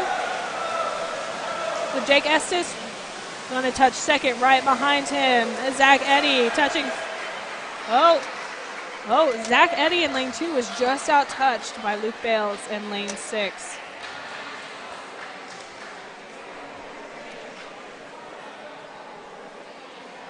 If you haven't noticed yet, how they set up the heats are they put the fastest swimmers in the middle according to their seed time, and then it waves out from there. Right. Well, it's been a great first half of the meet here, and we have a little bit of a break that takes place here. We usually give about a 10-minute break after the 50s, and that gets us ready for the second half of the meet. Yes, and so we are going to take a little break here, but when you come back, we will have our second half of the meet kicking off with the butterfly, so stay tuned.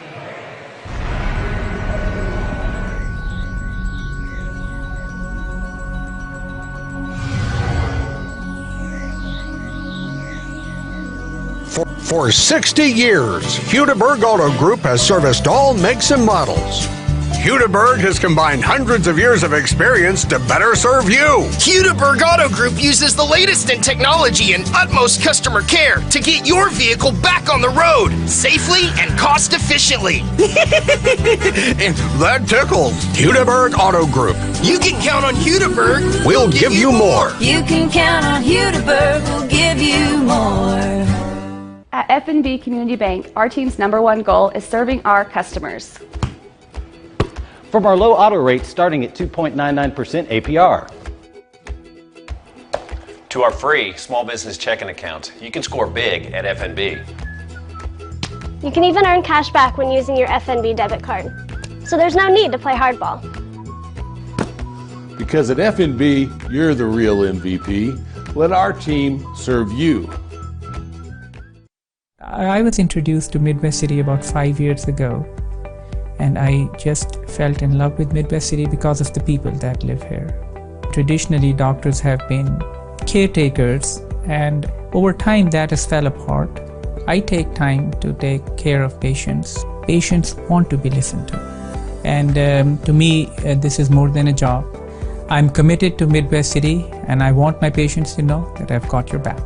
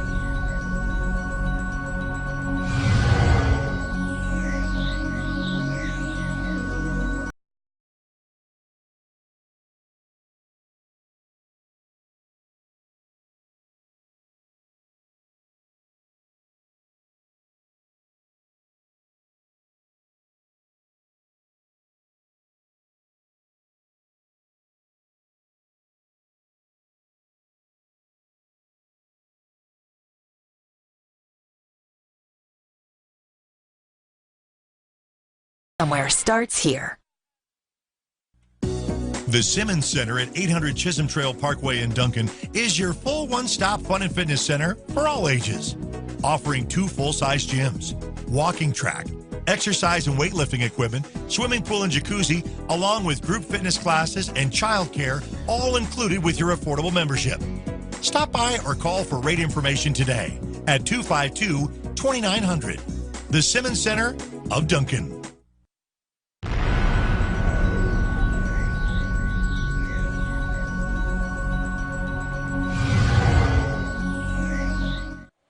Welcome back to the Oklahoma Sports Network. We have Ethan from Duncan here. Now, Ethan, what grade are you in? Oh, I'm a senior. You're a senior, so how long have you been swimming for? 4 years. For 4 years? That's awesome. And what kind of role do you play on your team? I think I just try to set a good example every day I come to practice and make sure that I'm holding everybody accountable and that, you know, we're all doing what we need to do to succeed. Okay, what races have you swam thus far? I swam the 50 free and the 200 medley relay. The 200 medley relay. Okay, what do you have coming up after the break here? I have the 100 free and the 200 free relay. So you're really a freestyler. Yeah, I mean, I can swim just about anything, but my best one is the sprints. Now, that's a tough competition when you get to regionals and state. I mean, because the freestyle is so close in times. Were you able to make state last year in those? Yes, ma'am. I medaled in state in the 100 and the 50. Okay, and you medal whenever you make the top 8 in the state, correct? Yes, ma'am. That is awesome. And so what are you looking for this year? Are you going to still hold out on those freestyles? You're going to go for the 50 and go for the 100 freestyle? Yes, probably. I'm just going to try to better myself and place better at state this year than I did last year. That's great. What kind of place do you think that your relay teams are in? Relays, I'm not sure. I want to say top 5, maybe, probably. About 2 of them, probably. That is awesome. Well, and what do you think about your coach, Andrew? Now, I've coached with him for a little bit, so let's get the real truth out there. Bowers, he's a good coach. He just wants to make sure that, you know, what his rules are his rules, and if you don't follow them, there's going to be consequences. And, you know, I think he just wants to teach you not really about the sport, but, like, about life. He wants to give you, like, he wants swim to be, like, a memory. He doesn't really care about accolades. He wants you to have a good time while you're here. He wants it to be a bonus to having good academics and a good future as well, right? Yes. So, and I saw that you guys had an entrance. Was that his idea or yours? That was his. That was his idea? Yeah, it was pretty cool. That's awesome to see a coach that supports the swimmers and kind of builds that awesome culture. I mean, it's fantastic to hear you say that, you know, swimming is a priority, but the number one goal for him and his team is to build you up as good people. Yes, yes, ma'am. Yes, okay. Well, thank you so much for joining us, Ethan. We're going to head into a couple more commercials, but we'll be back here on the Oklahoma Sports Network.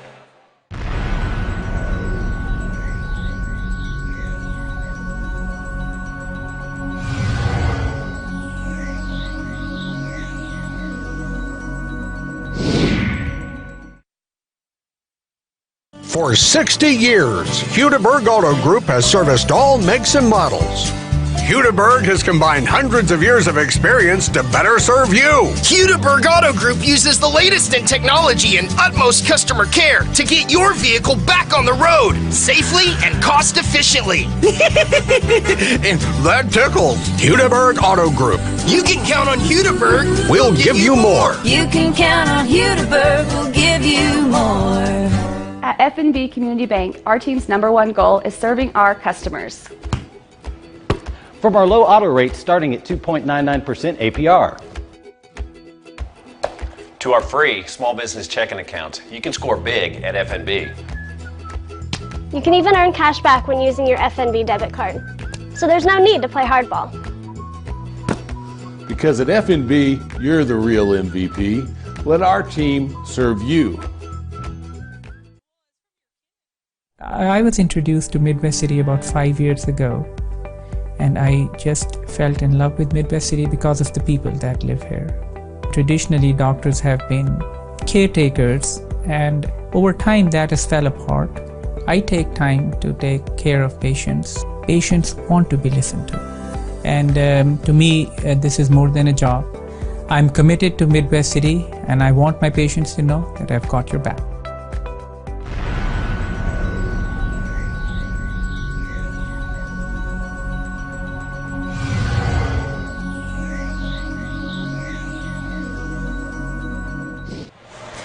Welcome back to the Oklahoma Sports Network, where we are bringing you our very first swim meet of the channel here at the Simmons Center in Duncan, Oklahoma. And we actually have with us Andrew Bowers, the head coach of the Duncan swim team. Now, Andrew, we have you on the air right now so that you can dote on your kids, since Kirk has just been taking over the airwaves with Carl Albert. But how has your season been going thus far? You know, we've had a really great year so far. Last year we graduated 13 kids. So anytime you graduate essentially half your team, yes, you have a lot to replace. And we've done really, really well this year. We've got some new kids that have come in and stepped up and are filling those shoes really well. They've improved tremendously over especially the Christmas break. Well, one of the things that Kirk and I were talking about you haven't been coaching at Duncan for very long, just a few years, and over those years you have continuously built your group up. And so hearing that you lost 13 seniors surprises me, because you still have so much talent left on your team. Yeah, you know, when I took over the program in 2012, there was only 9 kids on the team. And last year we ended up with 45, so it keeps growing. And that's really all we ask for, is just get 1 or 2 new kids out every year and to fill the roles of the graduating seniors. And you have also taken on Marlowe this year, correct? They are co-oping with you. Yeah, so Marlowe, this is their first year for an official swim team. And there are 6 swimmers there. They also swim with our club team, the Bison Aquatic Club.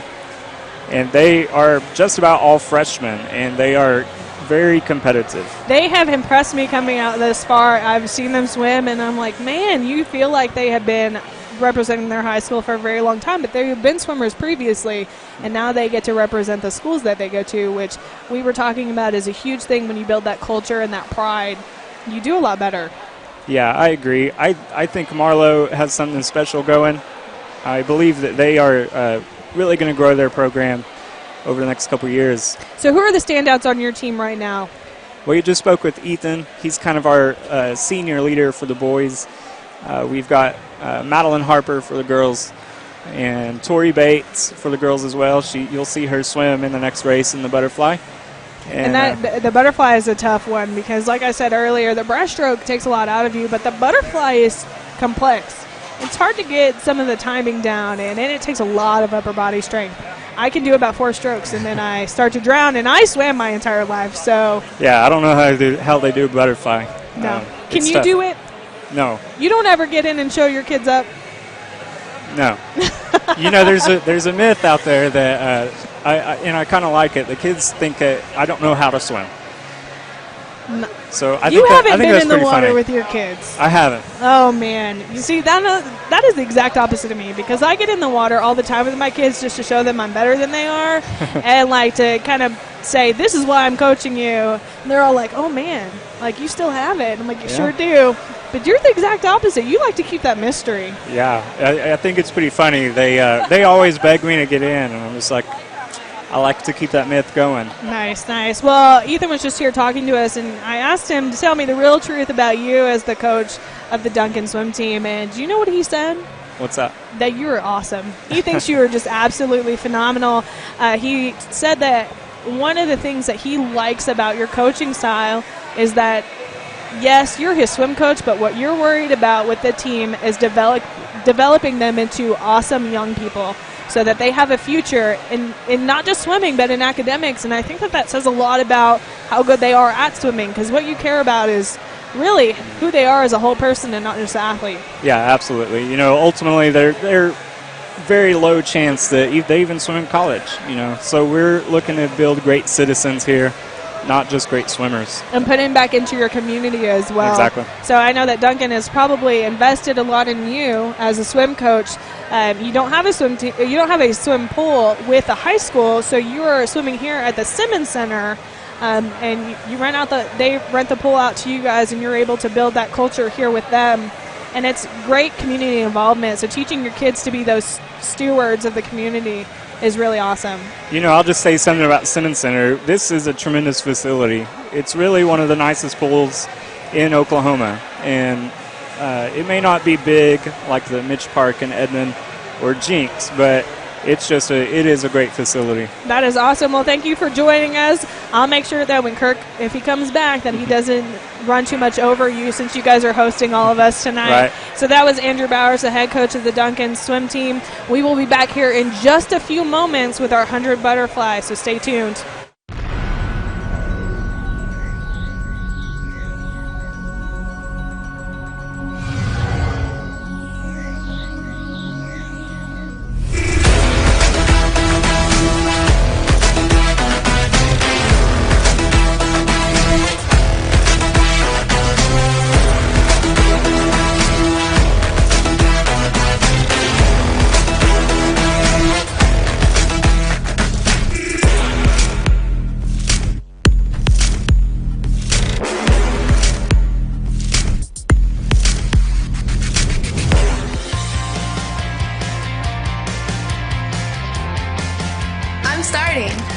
Moving in. All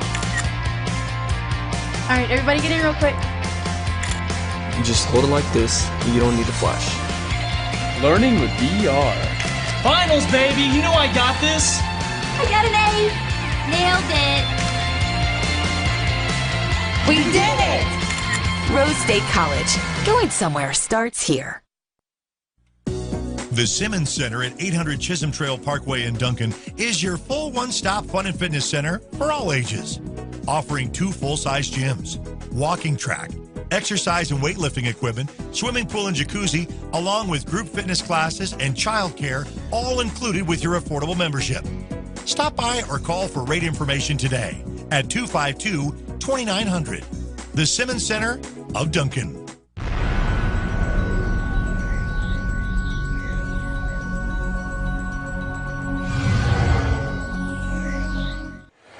Welcome back to the Oklahoma Sports Network, where we're bringing you our very first swim meet here at the Simmons Center in Duncan, Oklahoma. We are about to finish up the second half of our meet. And as you can see here, we are going to go into our 100 butterfly, 100 freestyle, our 400 freestyle, the 200 free relay, the 100-meter backstroke, the 100-meter breaststroke, and then the 400-meter freestyle relay. They take a break here between the 50 and the 100 just to give the swimmers a little bit of downtime, to give a break between 2 of the events in case the swimmers decide to swim in those events back to back. We have some of that going on, but not too much. It's very difficult when you're planning your events to plan them at the correct times so that you do not run out of energy. Kirk, how do you decide what your kids are going to swim when you don't have very much time between those events? Well, one of the things that we always remember is at regionals and state, there's a lot more time, and so we're not too concerned about that. I don't mind. I mean, we had a hard practice yesterday. I don't mind swimming a little bit tired because that's where we push beyond what we think we can do. But we'll obviously never try to let a kid swim back-to-back. And so the only time that really comes up is when we're talking about coming right off a relay and going into an individual. And so we do, and OSSAA and the NFHS rules allow us to be able to say, we need 5 minutes, or we need a slow start on this next thing so that we can get a little bit of breathing time. But we really work at trying to keep back-to-back things from happening. And our coaches, I don't know how a lot of teams do it, but we don't allow our kids to decide what they're going to swim on their own. We tell them what they're going to swim based on what they can do and that kind of thing. Yeah, because there are a lot of factors, and you have to study their splits and their times and then kind of put them up. I was saying earlier how the top 16 times in the state last year, so you kind of compare to that. You want to have the best chance for the individual and the team, and so there's a lot of numbers that go on into that. That's exactly right. So here at half, for combined team standings, we have Carl Albert in first with 405 points, Mustang in second with 346 points, Duncan in third with 231 points, Chickasha in fourth with 97 points, Marlow in fifth with 59, Midwest City in sixth with 10 points, and Del City in seventh with 9 points. And those lower points really come from just sheer numbers. We only have a few swimmers out of Midwest City and a few swimmers out of Del City, but the fact that they're getting points at all means that what they have there is pretty good. That's right. They're continuing to swim, and we're only scoring. One of the things that we're doing this time is we're scoring like regionals, so we're only scoring 4 swimmers from each school and only the top 16. So that's where you get your points from. Yes. So on just the boys' side, because it is split in team standings with boys and girls. So Carl Albert in first with 221, Mustang in second with 164, Duncan in third with 106, Chickasha in fourth with 45, Marlow in fifth with 43, and Midwest City in sixth with 4 points. On the girls' side, we have Carl Albert in first with 184, Mustang in second with 182. Very, very close. Very close right there at the top. Duncan in third with 125, Chickasha in fourth with 52, Marlow in fifth with 16, Del City in sixth with 9 points, and Midwest City in seventh with 6 points. So it looks like all of our Del City swimmers are girls. Yes, they are. Yeah, we don't have any boys on the Del City team right now. And we'd like to change that. If you're out there and you're listening from Del City, we'd love for you to come and swim for the Mid-Dale swim team. Check it out. They'll have a couple of swim camps during the summer, trying to get kids in shape, and then you'll start the season fresh with some of you listeners out there next season. So we are about to go into our 100 butterfly. I was talking to Andrew about this just a few minutes ago. I can do about 4 strokes and then I drown. It's just not happening for me. So Kirk, you were never a swimmer, but have you ever tried? Oh, yes, I have tried. I have a backyard pool, so I go out there and try all those things.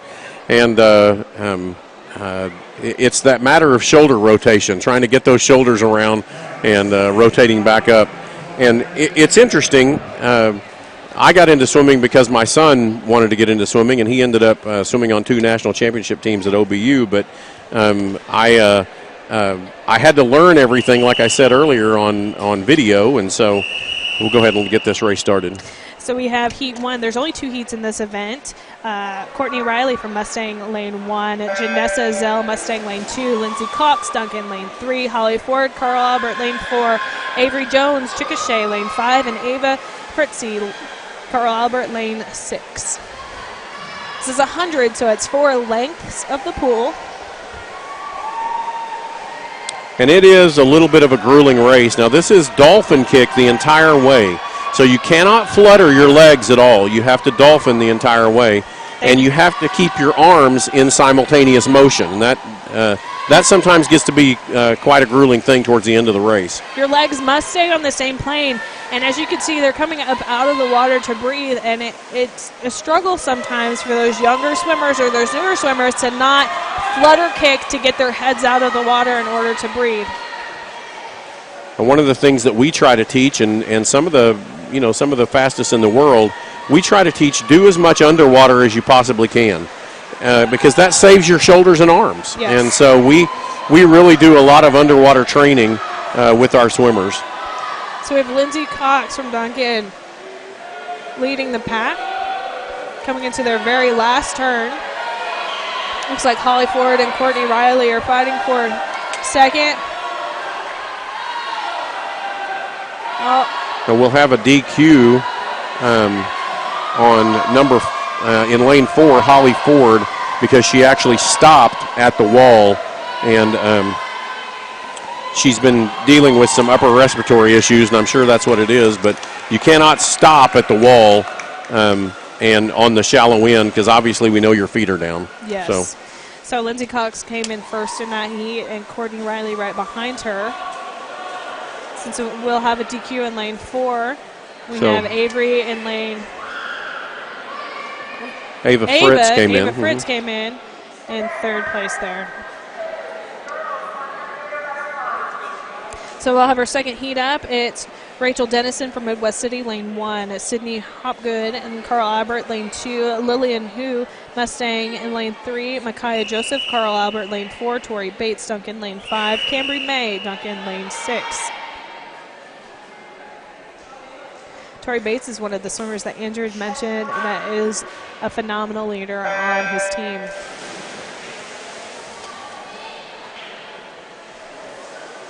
So coming out, you see some of those swimmers having those strong underwaters.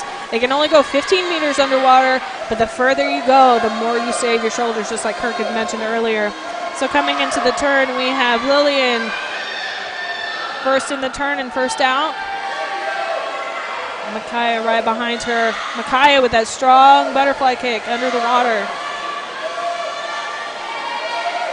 Micaiah's another one of those, and butterfly, you don't have to be long. You don't have to be a tall person to swim butterfly well.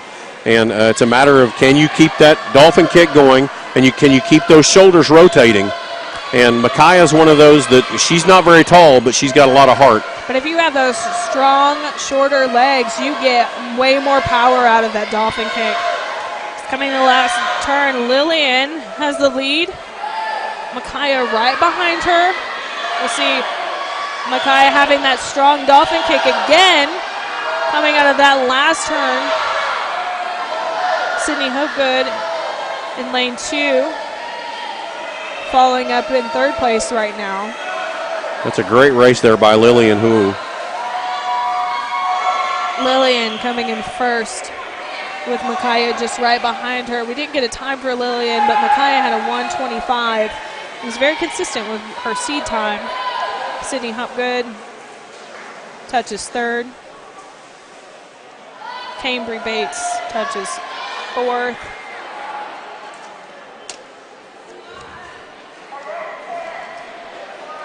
We will go right in to the boys 100 butterfly.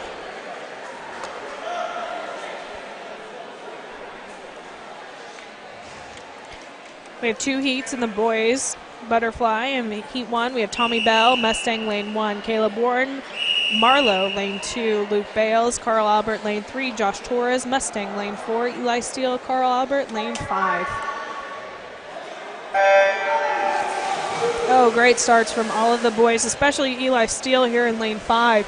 He got off that block as soon as the buzzer sounded. Eli is a freshman and has really just taken to swimming amazing. Had never been involved in swimming before, and he's just doing a great job this year.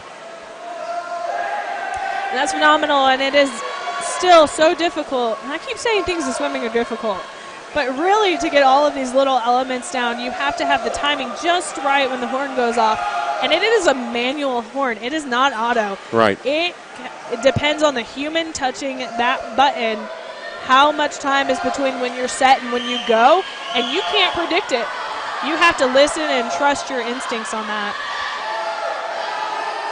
So we have Caleb, Luke, and Josh in lanes 2, 3, and 4 fighting for that first place. They all hit the wall about the same time, had some really good underwaters. As you can see there, Luke Bales was underwater for a little bit more, and you can see his stroke is stronger when he comes out. He saved his shoulders for that few meters that he was under the water, and he is going to come in for the first place with Josh Torres right behind him, and then Caleb Warren touching third. Eli still touching 5th. A great race for him. And Tommy Bell bringing up the pack for Mustang. Well, that kind of proves that underwater theory. I mean, that's exactly what Luke did, was he just stayed down. And as he stayed down, he saved his shoulders. And so he had shoulders left for that 75 home. We're always talking about in hundreds, it is 4 lengths of 25. But when you hit that wall to 75, most people, if they've done what they're supposed to do, they have no energy left. And it's just a matter of gutting it out from 75 home. And so that 75 home, that's where you win races. Yes, it definitely is. And that is where you lose races as well. You have to go all out on that very last length. So we have Heat 2, Dax Alston, Duncan, Lane 1, Brian Harris, Midwest City, Lane 2, Toby Ford, Carl Albert, Lane 3, Donald Wynn, Mustang, Lane 4, Brandon Whitney, Carl Albert, Lane 5, Gage DeVault, Marlowe in Lane 6. So coming out of the turn there, we have Toby in Lane 3, taking out with the lead. He's taking long, strong strokes, getting as much distance with every single rotation there. He's taking the lead out of the second turn, but right behind him is Donald Wynn from Mustang. Fighting over there for third is Brian Harris and Dax Alston. That third turn is where we make or break this race, and it looks like Toby Ford is just going for it. Strong underwater, a significant lead. Brian Lane 2 and Donald Lane 4 fighting for that second place touch. Oh, and then Gage DeVault from Marlowe just whipping. He did. He came in at second. Right there. That last 25, which is so important. He touched second. A great showing from Marlowe, whose first year is swimming this year. Brian Harris in Lane 2 had touched third.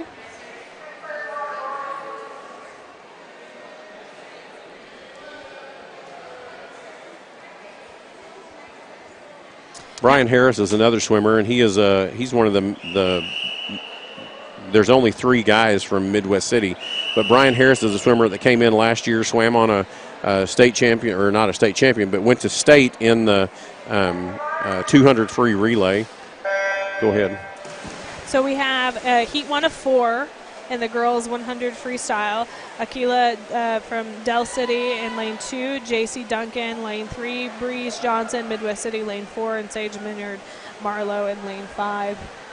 I was going to finish there about Brian. Brian was a freshman, and he came in, and there were 3 seniors on the team. And so they made state in the 200 free relay, and he just fell in love with swimming. He's a great young man to work with, very patient. He's very determined to be better every single time he goes out. And so just, sometimes it's just a pleasant person to work with makes all the difference in the world. Yes, definitely. Coming into that first turn, there's JC Santos. Breeze Johnson right behind her. Great consistency. 100 is a sprint. You have to go out for the entire thing. It's not quite as fast as the 50, but there's no pacing in 100 either.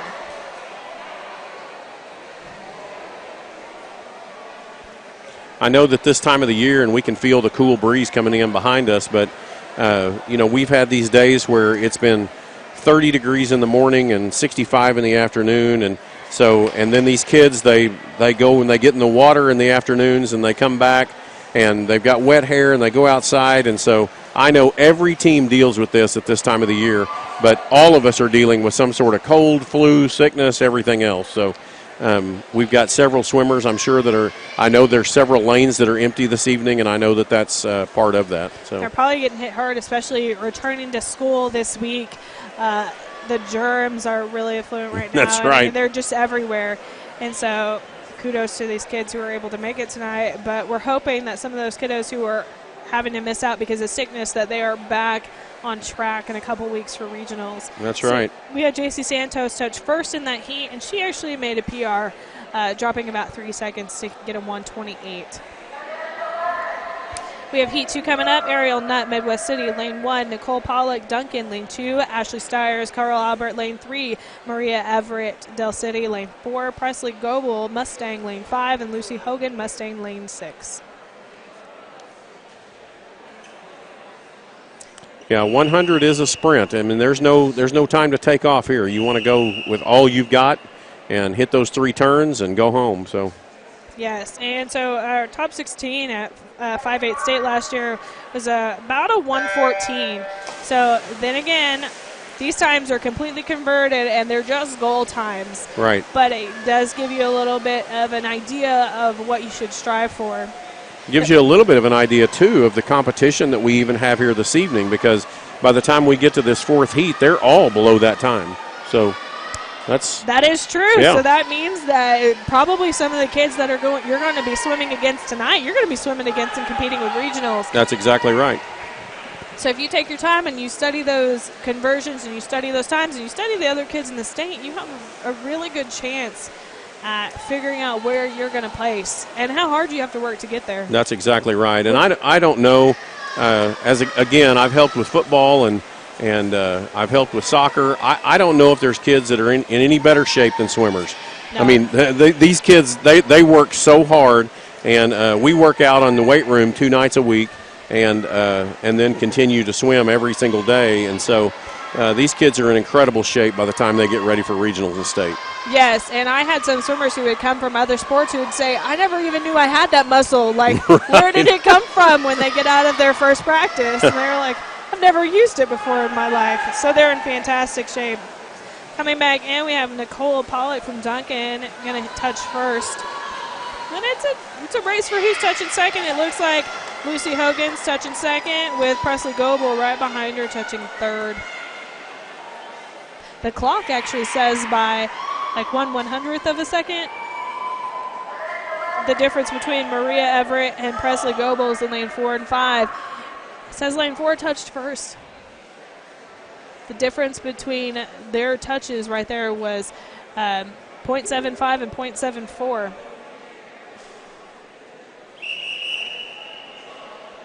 Heat 3 coming in, we have Bree Kaysen with Chickasha in lane 1, Jordan Patterson, Duncan lane 2, Dulce Owens, Carl Albert lane 3, Zoe Clark, Mustang lane 4, Sarah Kelton, Del City lane 5, Ella Bruce, Mustang lane 6.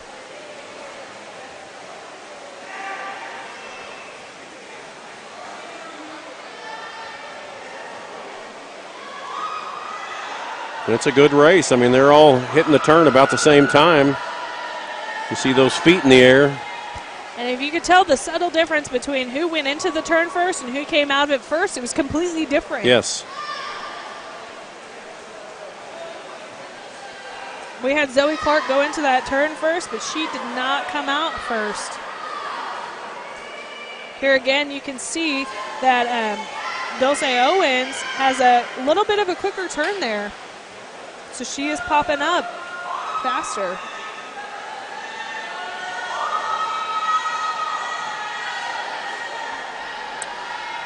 Zoe Clark has just got a tremendous kick, and that will drive her home. You can see the water splashing off her feet more than anybody else.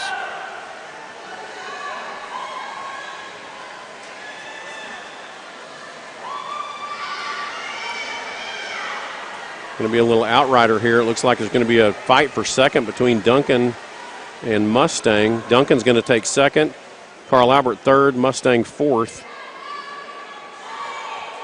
And then up there in lane 1, Chickasha comes in fifth in that race. We're headed into our last heat, so this is going to be our fastest heat here.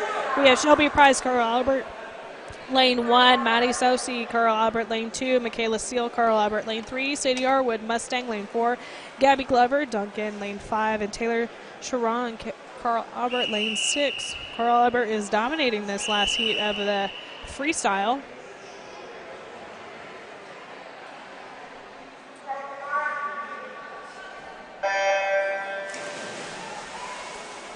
Well, I'll go ahead and say it. We've got 2 freshmen in this final heat, and I got to be honest with you, that's exciting to me. when you've got two freshmen that are actually competing at this level, that know means that you've got a program that's going to be at least lasting a little while. You have a fantastic future there. So it looks like they're all fighting pretty hard. The places are changing back and forth just a little bit, but then we have Michaela Seal pulling out ahead of everyone else, and it looks like Sadie will touch right behind her. And then Shelby touches third, Maddie fourth.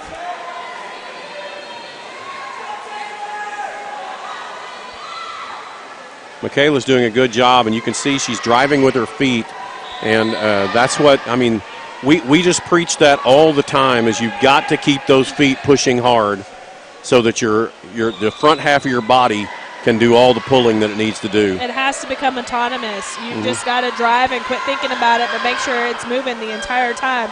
Got to get real mechanical there. Kayla Seal pulls it out for a first with a 1:07, right on pace with her seed time. Sadie touching second. Gabby Glover from Duncan third. Fourth was lane 1. Shelby Price at Carl Albert. Sharon, Carl Albert, lane 6. Coming in 5th. We're moving into our boys freestyle. We have 4 heats of this. In the first heat, we have Nate Gillis, Chickasha, lane 2. Aiden Locke, Duncan, lane 3. Thunder Bowman, Chickasha, lane 4. Seth Brooklerson, Carl Albert, lane 5.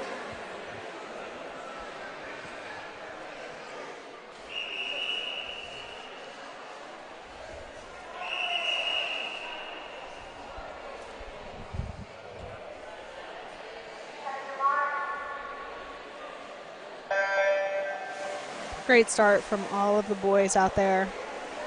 Just really getting to it.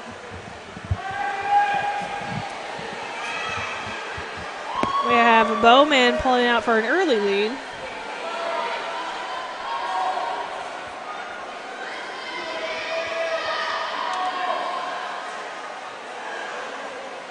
I'm sorry, that would be Locke pulling out for an early lead.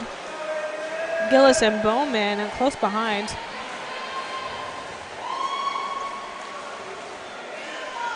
Make that flip, and then you've got another half to go. That's it. Right. We're halfway there. Aiden Locke from Duncan. It's a significant lead on the other two for this heat. Going into his very last turn. Staying consistent the entire time.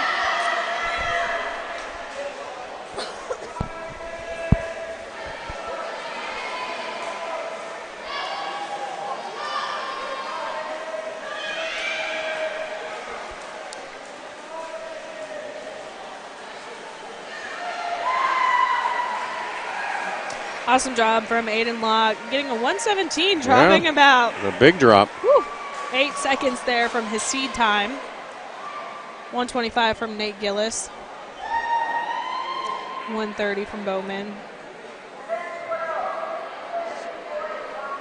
Our second heat of the 100 freestyle is Tyler Eads, Duncan, lane 1. David Peters, Carl Albert, lane 2. Jackson Walsh, Carl Albert, lane 3. Luke Banks, Marlowe, lane 4. Josh Jones at Midwest City, lane 5. Aiden Bracey, Midwest City, lane 6.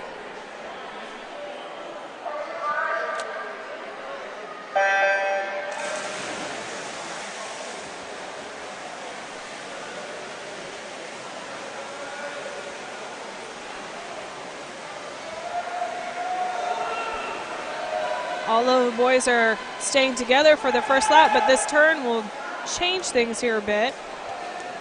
Of Luke Banks from Marlowe, kind of picking up the lead. Jackson Walsh from Carl Albert not far behind him. Eads from Duncan in lane 1. Gonna get that third touch there. Looks like Banks from Marlowe is pulling ahead. It's gaining significant lead.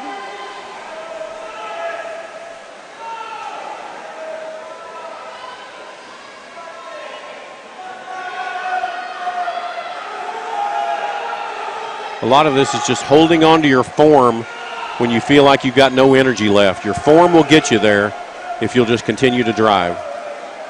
And it looks like his kick is dwindling a bit, but he's fighting with his upper body, which it is exhausting, but he does pull out the first in that heat. And then Walsh coming in right after him. Eads hitting third.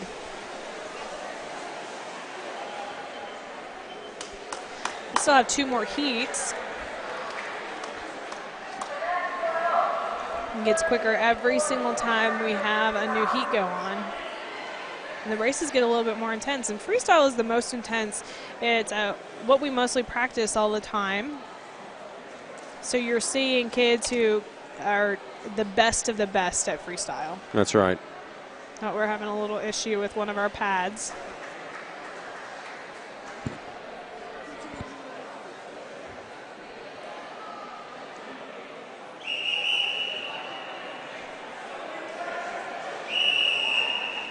So for Heat 3, we have Mason Hamilton, Carl Albert, lane 1, Ethan Gomez, Mustang, lane 2, Mason Phillips, Mustang, lane 3, Bryson Tate, Mustang, lane 4, LaShawn Reynolds, Carl Albert, lane 5, Caden Wilson, Carl Albert, lane 6.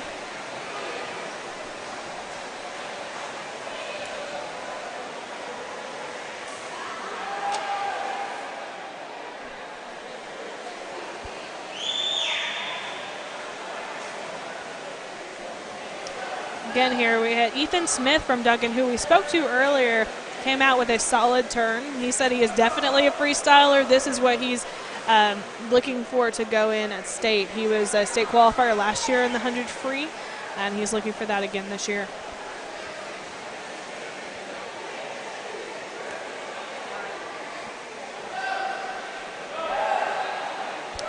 Well, it's going to be a fight here to the end because they're all turning at the same time. Lanes 3, 4, and 5. Lanes 3, 4, and 5, yeah. Very last lap. Ethan Smith pulling out a little bit ahead, but, I mean, Estes from Carl Albert just right behind him, and it looks like in this last 5 yards, oh, no. Looks like Bryson Tate's going to take it. I'm thinking that LaShawn Reynolds pulled out second, and third place then would be Mason Phillips. That's the way it shows up on the board. It was a race to the finish. It was, completely.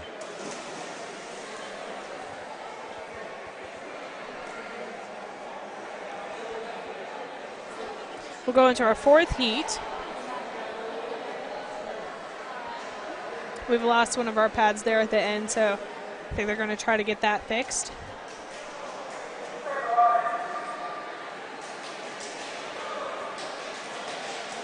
We're going to take a quick commercial break, but stay tuned. You're watching the Oklahoma Sports Network.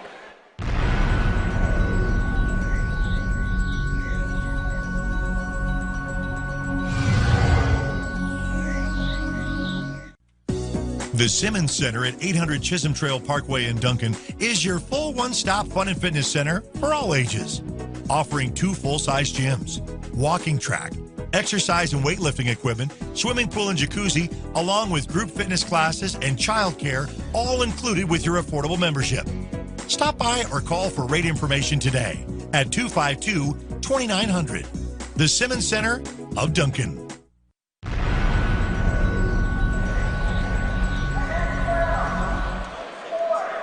Okay, you are back with the Oklahoma Sports Network. We got that lane fixed, and so we're going to go into our 4th heat of Event 12, the 100-meter freestyle. We have Zach Eddy and Carl Albert, lane 1, Max Wolfe, Carl Albert, lane 2, Ethan Smith, Duncan, lane 3, Jake Estes, Carl Albert, lane 4, Brian Hong, Mustang, lane 5, and Adrian Williams, Carl Albert, lane 6. It's going to be our fastest heat. You see Adrian Williams down there from Carl Albert had a very strong underwater.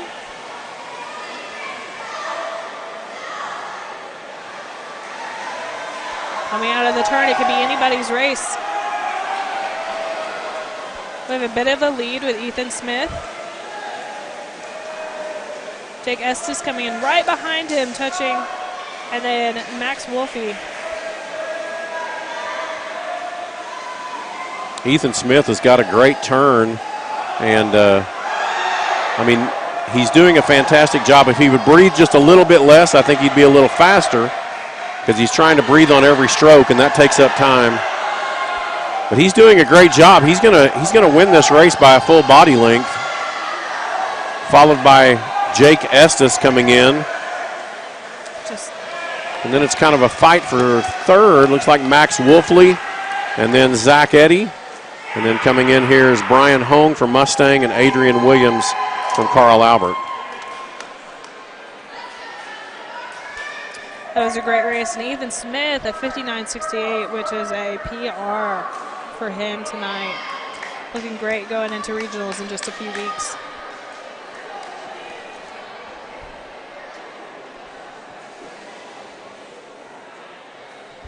Top 8 in regional, top 8 in state last year for the 100 free was a 58.56. So Ethan Smith is right there. Yep, he is. Looking to medal this year.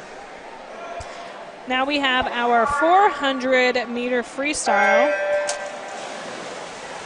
Now this one is a bit of a long one. The 400-meter freestyle comes in with 16th lengths of the pool. The times are around 5 minutes or so. We have Emily Sharon, Carl Albert, lane 2, Madeline Harper, Duncan, lane 3, Olivia Henry, Mustang, lane 4, and Morgan Warren from Marlowe in lane 5. This race, we've talked about speed throughout the entire meet, but the 400 freestyle is a race about pacing. That's right. You want to pace everything out. We're always trying to, if you think about it, this is that race that some kids come in and their first race they swim a 9-minute 400 or 500, and then they drop 35 seconds. Because when you think about it, over on a 500, when we're talking about yard pool, you have 20 links. You got 20 links. You drop 1 second a link, you drop 20 seconds. Yes. And so it's kind of easy to drop time until you get down to that threshold of what your body can endure. And then we're talking, okay, well, let's just see if we can take a half second a length off. And so we do a lot of training. We have a distance lane, and we do a lot of training for the 200 and 500 in particular, and we try to work on those intervals. And that's what we're training on, is these intervals. How long is each 50? And since over 10 50s, if I can drop 2 seconds, then we've dropped that other 20 seconds that we talked about. And so it is important. This is another race for distance that is important to use your underwaters. You want to push off the wall, get a couple of good dolphin kicks, and then come up and get right back into that pattern again and hold that steady pace. That is the key, is holding that steady pace, getting into a groove and holding on. And once you do that, we have kids over the last 12 years that's what they love. They love the 500. They love the distance.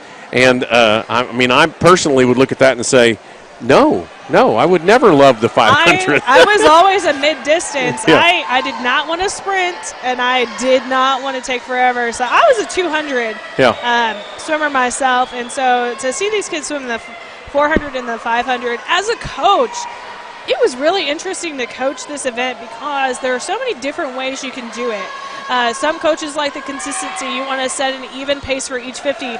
Other coaches like myself, I really like to go in there and kind of mix it up.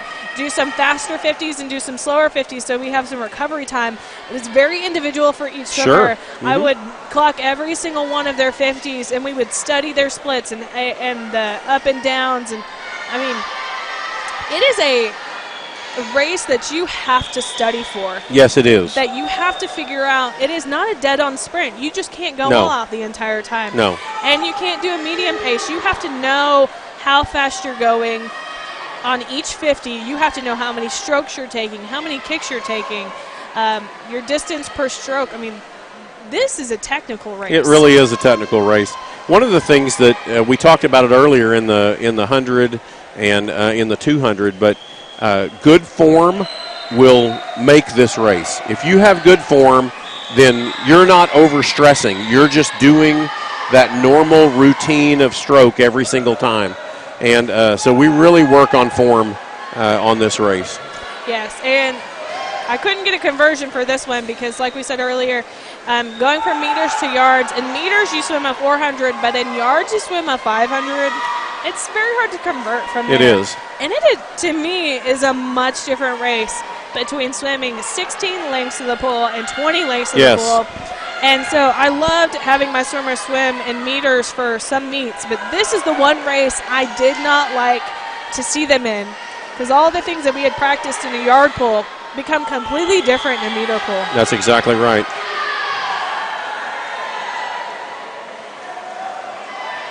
Well, there's really 2 races going on in the pool right now. One for first We've got and second, one for third and that's fourth. right. That is for sure. And the 400 and 500 quite often, because not a lot of swimmers compete in this race. You can see here that we only have 4 swimmers competing in only 1 heat. This one, you can actually lap other swimmers. Yes. Depending on how quick you are. And it almost looks like we're going to get to that here with our first and second place girls. Well, Madeline Harper, I talked about her earlier. She's an excellent swimmer from Duncan, and she's going to turn it on here in this last 25 because she is actually a sprinter by choice. She won the 50 freestyle earlier, if you were paying attention. Yes. So she's actually a sprinter, and that's what she did right here. But Olivia Henry just not very far behind, touching within 1 second of each other. 0.2 of a second, the Right. difference between the two. We have a 5:15 and a 5:15. So like we talked about, once you get to that threshold, you don't drop quite as much. So those are a little bit consistent of their seed times. Madeline had a 5:07 and Olivia had a 5:12. And now we have the fight for third and fourth. Yes, between Morgan and Emily from Marlowe and Curler Albert. It looks like Emily is just a touch ahead. Going to touch just about an arm and head ahead. That's it. But great times out of all of the girls.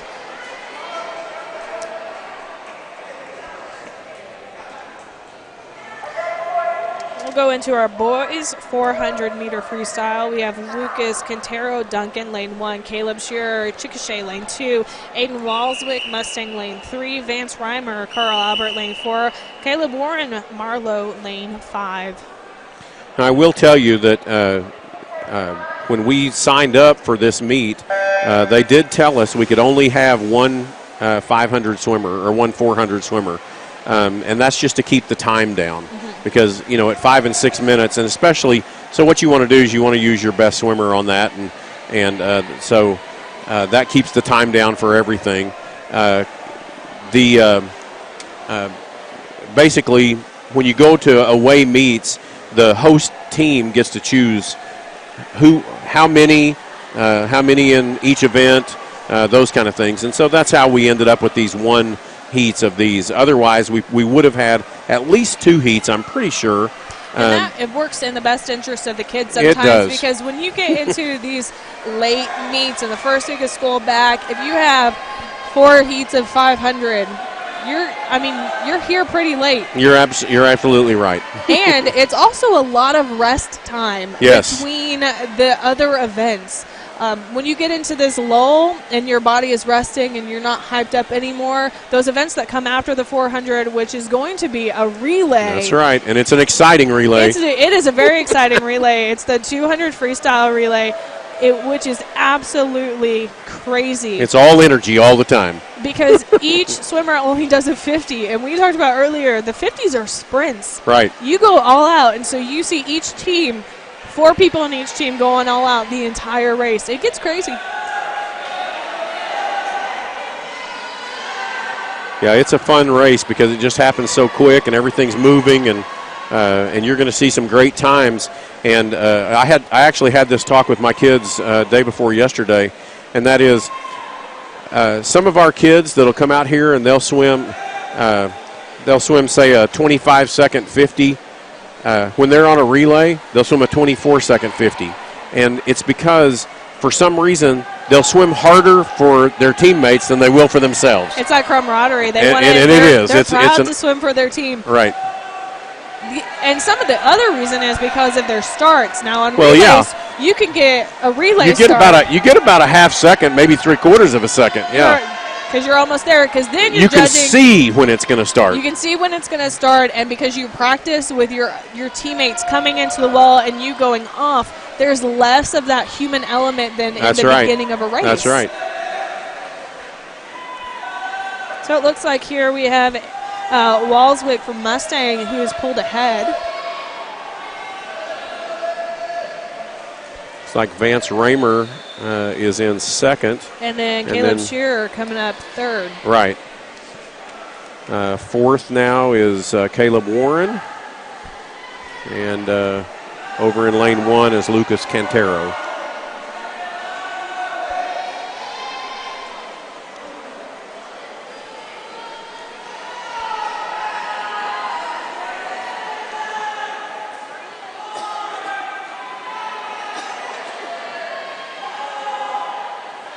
Aiden Walswick just continues to add space in between himself and the second place swimmer, Vance Raymer.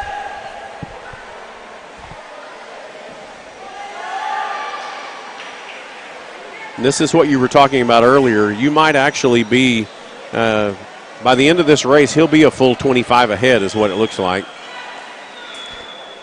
And he's actually coming up. I think he's already lapped one swimmer, and he's about to lap his second. Right.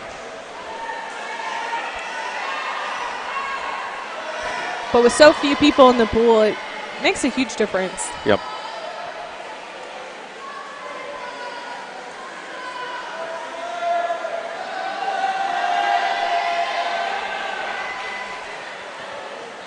So he's coming up on his last 50 right now. Still consistent, still at a great Very pace. consistent. Great form. We'll see if he picks it up a little bit on this 50 or if he keeps it consistent.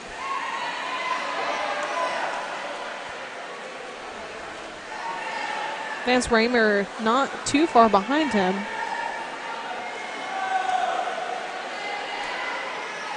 Caleb Shearer from Chickasha in lane 2. It's paced at about third. And here is Walswick from Mustang finishing his last lap. And actually finishing in the same pace that he was throughout the race. And yes, that's what you want to see. I mean, that's just great consistency there by Walswick. He's coming in right about his C time, which was a 4:51. He came in at a 4:52, but great pacing. That means that he's really studied this and he knows how fast he needs to go and win. Raymer's finishing right here. He comes in at a 5:12, which is 2 seconds better than his personal best, so he's getting a PR tonight.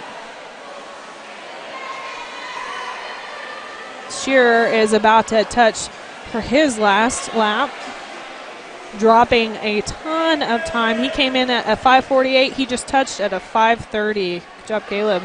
That is a great job. And there again, it's kind of what we were talking about. All he did was take a second off each 25. Because there's only 16. There you he go. dropped about 15 seconds. Right. So he did. He dropped a second off of each lap.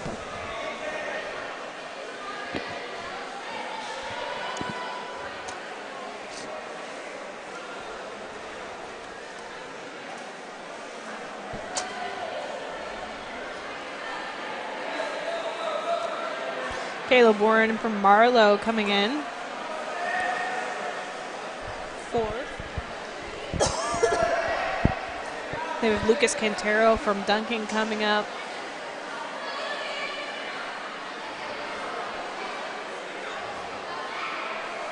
About to make his last touch on this race. And there's the 400s. It's always an interesting race because so many kids do it different ways that you can't predict what they're going to do out there. And now we're moving in the 200-meter freestyle relay. And this is quick. Yep, there will be 2 heats of this, so there will be 3 teams in this first heat. In lane 2 is Carl Albert's B team, lane 3 Mustang B, and lane 4 is Chickasha A. And you'll see more B teams in the freestyle just because you have more swimmers who That's are right. able to swim this stroke. So that's why we have 2 heats in this one as opposed to the IM. All neck and neck. They will swim just a 50 before they come back and switch off with their teammate.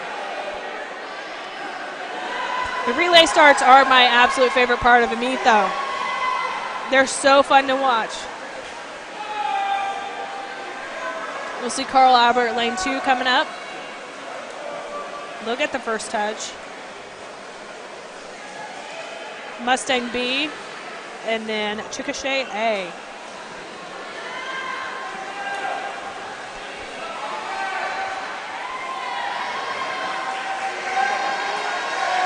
These races can change so much between swimmers because, you know, you have a little quicker here, a little slower there, and so these races can change back and forth throughout the race. And, you know, I always found it a really good time to switch up which swimmers go win. I was not one of those coaches who consistently did the same thing across each team. I got to know the personalities of my swimmers. I had one swimmer who should have been, in, like, according to what most coaches do, should have been first off the block. Right. She had stage fright. So when I put her third off the block instead of first, we were 5 seconds quicker. Right. And you just have to get to know your kids. That's right. I mean, she was a phenomenal swimmer, but she consistently swam slower as a first off the block. It's always fun to keep moving them around and figure out that right combination. Yes. So coming in, we have Carl Albert B first off for their last 50, and then Mustang B. Chickasha not too far behind them. You can hear the chanting from their teammates. The relays are what really get our kids going. And again, this is high school swimming. This is what it's all about right here. You know, when you see these kids screaming and yelling for their teams, this is what high school swimming's all about. Carl Albert B just pulling it out. Almost an entire body length ahead of Mustang. Now they came in with a no time. Since you were the Carl Albert coach, had you put these girls together before? No, these 4 girls have never swam together before. So and we do that with our B relay a lot, just like you said. When you start moving people around, you find some combinations, and we chart those combinations. But that's 2 freshmen, a sophomore, and a senior out there on that group. These girls have never swam together. Well, it looks like a really good relay. It's not a bad relay. You might have found the winning combination. So we have Heat 2. We have Mustang A, Lane 2, Carl Albert A, Lane 3, Duncan A, and Lane 4, and Duncan B, Lane 5.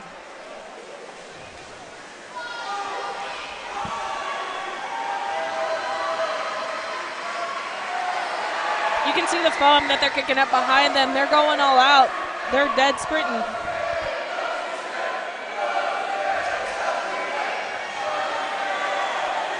Carl Albert, lane 2, having a huge cheering section down at the bottom there.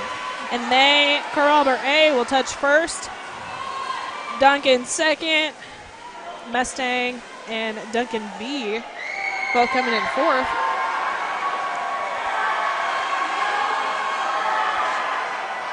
Right here, this third swimmer for Carl Albert A is really pulling ahead. This is Michaela Seal. She's a senior, and she really just picked up swimming about 2 years ago and got really serious about it. You can see she's got great form and beautiful kick. Definitely. So she's pulling out the first touch. And then Mustang A, Duncan A, and then Duncan B. So you can see that a lot changed just within that 150.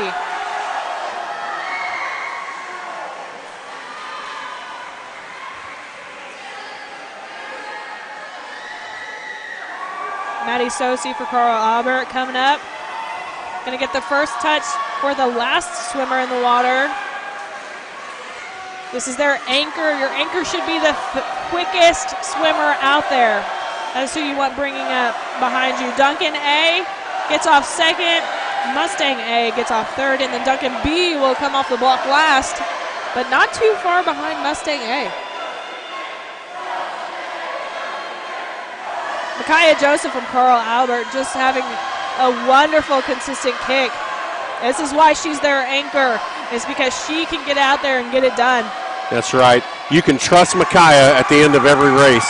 And she is not, surprisingly, she's not our fastest swimmer, but you can trust her at the end of every race because she is a warrior. She's a racer. And so if it's going to be close, she's going to win. Yes, and then Madeline Harper from Duncan came up very close behind her.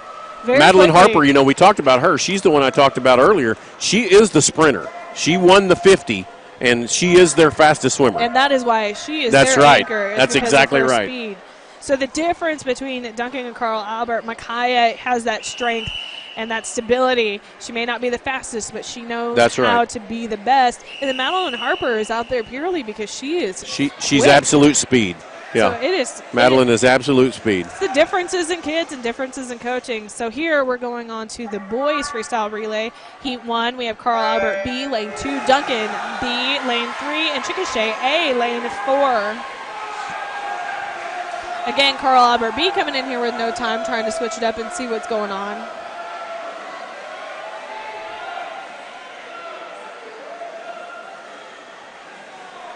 And Carl Albert in lane 2 is pulling out ahead. Almost 2 body lengths at this point, but anything can change in the next swimmer. Duncan and Chickasha fighting for that second place in this heat.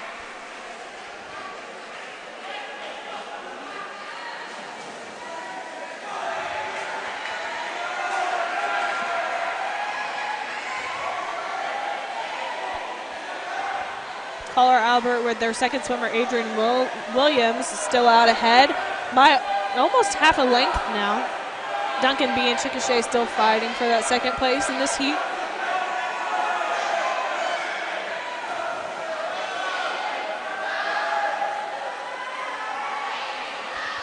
Duncan B pulling out ahead of Chickasha right here going into their third swimmer.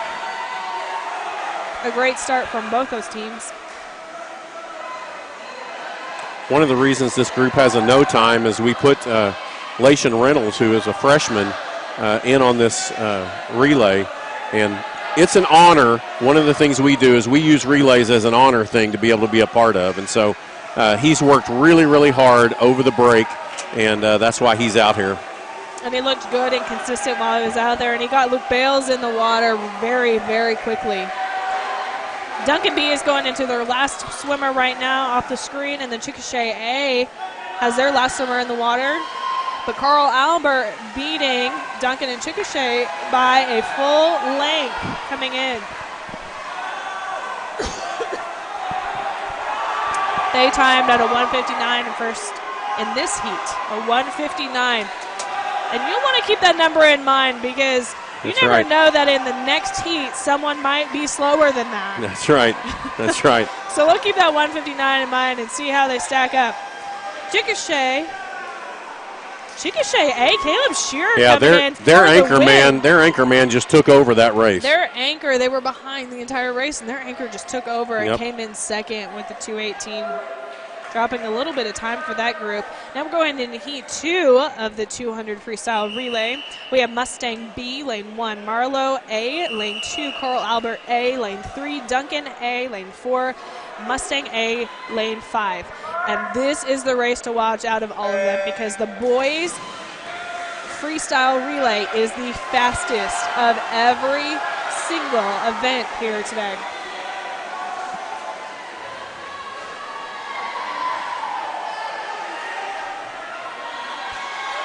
And this one is too close to count, but it looks like Carl Albert has just ahead above Marlowe. Marlowe's got some great individual swimmers, and that's where you're seeing this happen. That was a wonderful swim there by Karsten Terrell from Marlowe. Yes, definitely. So we had Carl Albert touch first, Marlowe second, and then Mustang here in lane 5 touch third. But Duncan and Mustang B were not very far behind, so we still have Carl Albert in the lead. Marlowe right behind them, and then Duncan and Mustang A and Mustang B are all fighting for that third. Carl Albert off the wall, Marlowe off the wall. Mustang A off the wall, Duncan A off the wall, and then Mustang B. Now this is where we load the back half of this 200. And as you can tell, Carl Albert, Toby Ford is just pulling way ahead. He is probably 4 body lengths ahead of anybody else. A half a length right now. Duncan's coming up, and they're taking over from Marlowe here in the second spot. Oh, Duncan just out touches Marlowe, so they have changed the game. Mustang A getting off on fourth. And then Mustang B off the wall in 5th. And Carl Albert is just absolutely dominating this race. Caleb Putman bringing it home for Carl Albert. Duncan Mason Tybode is holding on to that second place. And they will touch second with a 1:57. Oh, Mustang A just out touches Marlowe A. But with Marlowe being a new swim team, I mean, you got to feel good. That's right. You've got to feel really good about what you're seeing there with Marlowe. Because Mustang is a 6A school, and Yes. Marlowe is 5A in swimming, but way down there in Maybe every other- 3A in football, I think, maybe. Yeah. So to be out-touched by them, and in fact, it looks like that 159 Carl Albert B actually beat out. Oh, they came in 3rd, it looks like, overall. Right. So that's why you want to hold on to those times between heats. Even though they're divided up differently, you just never know. That right combination of people in the relay, it's really bringing it out for Carl Albert B today. So now we have the 100-meter backstroke, which is my stroke. This is what I went to state in all of those years All when I was right. in high school swimming. So this is my absolute favorite. We have 3 heats of this. In our first heat, we have Aubrey Braum from Carl Albert, lane 2. JC Santos, Duncan, lane 3. Anna Hutto, Duncan, lane 4. Well, I have to tell you a little story here. Aubrey Braun is our second distance swimmer. And so she didn't know until tonight that she was going to be swimming the 100 backstroke, because when they only allowed us to have one distance swimmer on the 400, You have to change your game plan. I had to change that because I wanted her to be in 2 events, and I knew that if I told her, she'd be mad at me. So I didn't tell her until we got here. So, so here's Aubrey, and she's getting ready to touch first at the 50. And that is a beautiful turn by her. Look at that. You know, you surprise her and she pulls out all the stops. I mean, those backstroke turns are difficult, especially in a meter pool. Yep. I mean, the distance from the flags to the wall in meters and yards Yes. is exactly the same. It Yes. is 5 meters out, even in a yard pool. However, the distance between the flags is different, and you come up on those flags in a completely different way. Oh, that turn, she was a little bit above the wall, but still looking fantastic, inconsistent as well. She didn't let that turn stop her at all. Well, this is one of those times when she's going to get a lot of ribbing from the rest of the team for this swim, I guarantee you. That's awesome. And then JC Santos just coming in right behind her. A good finish there. You have to finish with something above the water. You can't finish completely submerged. So most of the swimmers you'll see will kick their feet out when they go under. Anna Hutto, lane 4. Well, that was a great swim there by Aubrey Braun. I just, I know that she's mad at me still, but anyway, and we won't make her swim that at regionals, I guarantee it. So, But it's good experience. it for is, her. it is, it's great. Kind of change it up a bit. Should be ready for anything come regionals. Now we're going into Heat 2. We have Rachel Dennison, Midwest City, lane 1. Tatum Johnson, Carl Albert, lane 2. Ella Bruce, Mustang, lane 3. Angela Kapp, Mustang, lane 4. Ava Fritz, Carl Albert, lane 5. Jennifer Veach, Chickasha, lane 6.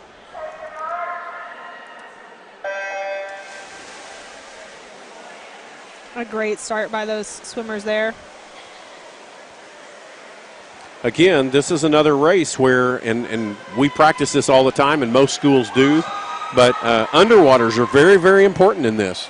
You know, the fastest backstrokers in the world have fantastic underwaters. So. And the underwaters on backstroke have been a point of controversy in Yes. swimming for a very long time. We saw it first in the Olympics. If you swim on your back at a certain angle, it is faster than Yes. other angles. And so they have come up with a lot of rules and regulations on what angle you can be at That's right. underwater, which is absolutely crazy because when you think of you need to rotate your shoulders at such a degree under the water, that's complicated. Yes, it is. And most of those rules came after I had completed my swimming. And so to have to teach that to my kids is a little bit different because we did not have those kind of regulations when I was in high school. We also could wear the full body suits when I was in high school. Right. So the tech suits were not regulated either. I had, from my from my wrist to my ankles completely covered. Right. And you cannot do that No, anymore. you can't do that anymore. Right.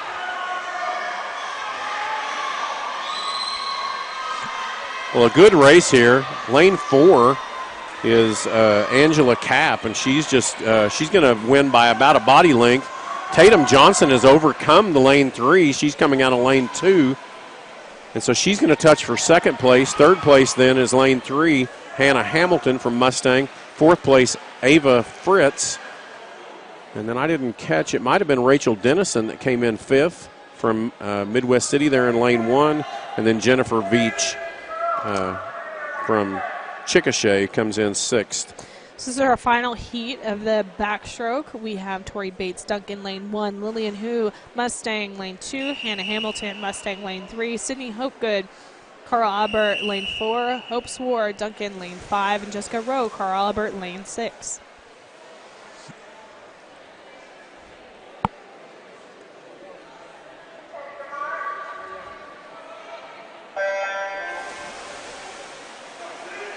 A great start for these girls and great underwaters. They're still going. Yep. They can go, like you said, they can go 15 meters. Yes. Great starts from Lillian, Hannah, and Sydney. Coming into our first turn.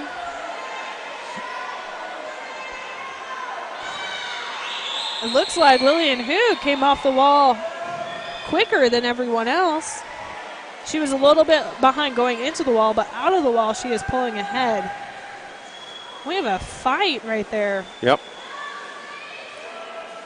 Lillian Hunn's first into the wall again.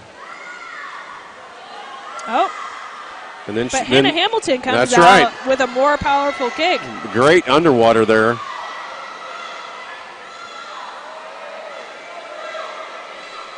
We'll see who's got the power here from 75 home, because that makes all the difference in this race. Hannah Hamilton with first in the turn, and then Lillian coming in right behind her, and they come up in the same spot. This one is tight. I'm not sure. Hannah Hamilton may be able to pull it out. Hannah's got a little bit of a lead there. Going into our followed last by 5 Lillian. meters. And then Sydney Hopgood? Yes. Hopgood. Sydney Hopgood touching third. Hope Swore touching from Duncan, touching fourth. It's a great race from all those ladies.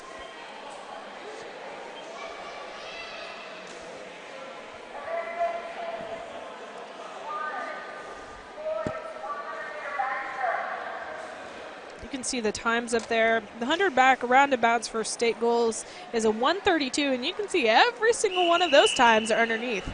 So the 16th time at state last year swam a roundabout a 1:32, which right. means that the girls that you just saw in the water have a very good chance of making finals at state. That's right. This is the 100 backstroke for the boys. In lane 2, we have Braden Price-Weisner from Mustang, and then Dao Hong Lim from Chickasha in lane 3.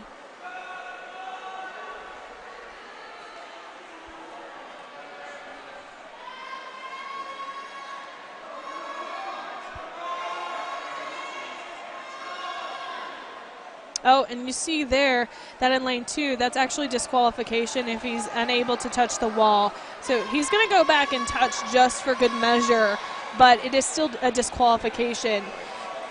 The strokes that he had to count from the flags to the wall was just off by 1, which happens quite a bit, especially with swimmers who are newer to the sport. Right.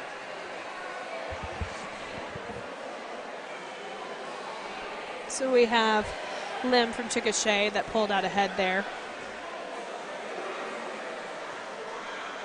I see one of the problems there is he lost his goggles, and so he's having a hard time judging where the wall is because of his goggles.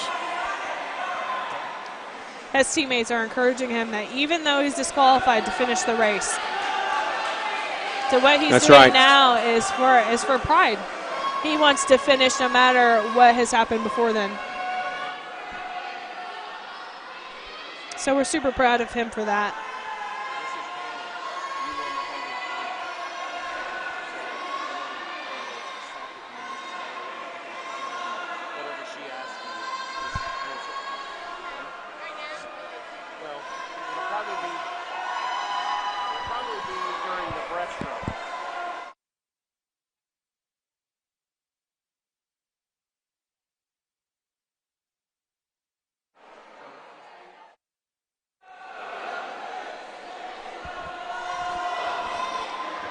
Lim from Chickasha coming in at a 147, and his seed time was a 2:03, so he's dropped quite a bit of time, which is phenomenal. And then Braden Priceweisner finishes his race, even though it is a disqualification. He still went out there and he finished what he was supposed to do. Right now, through event 16, our points for the girls: Carl Albert 354, Mustang 308, Duncan 246, Chickasha 92, Marlow 31, Midwest City 22, and Del City 14.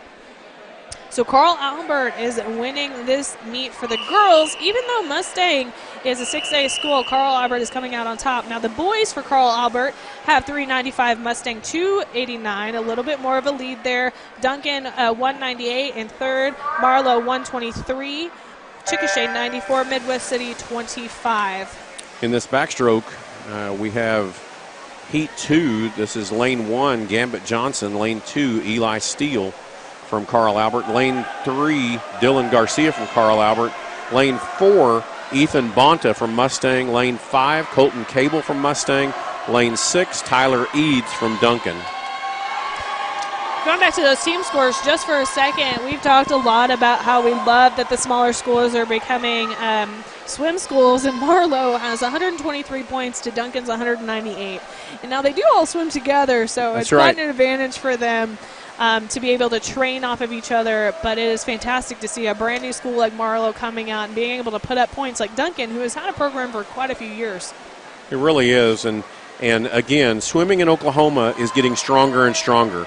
We have not necessarily ever been known for a swim state like Texas and Indiana, but swimming in Oklahoma is getting stronger and stronger every year. We're excited to see this happen. Yes, definitely. So we have in lane 3 Dylan Garcia from Carl Albert pulling it out, and he'll be the first to touch for this heat. The right behind him is going to be Eli Steele and Ethan Bonta from Mustang fighting it out for the second touch. Garcia with first, Steele second, Bonta third.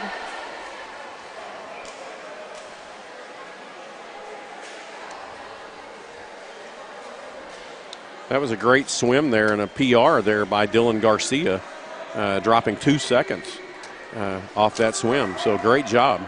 This has got to be probably the first meet after Christmas break that I've seen so many personal records. We have our last and final heat for the boys 100-meter backstroke. In lane 1, Caden Stewart. Duncan, lane 2, Carson Terrell, Marlow. Lane 3, Caleb Putman, Carl Albert. Lane 4, Dax Alston, Duncan. Lane 5, Brian Hong, Mustang. And Garrett Eubanks, lane 6, and Carl Albert.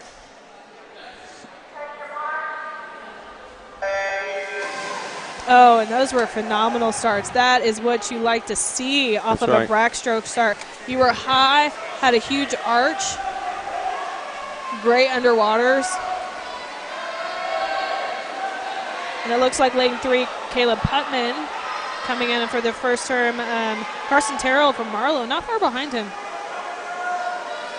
Caleb has a great underwater turn, so he'll turn quite a ways out, and then he rolls underwater.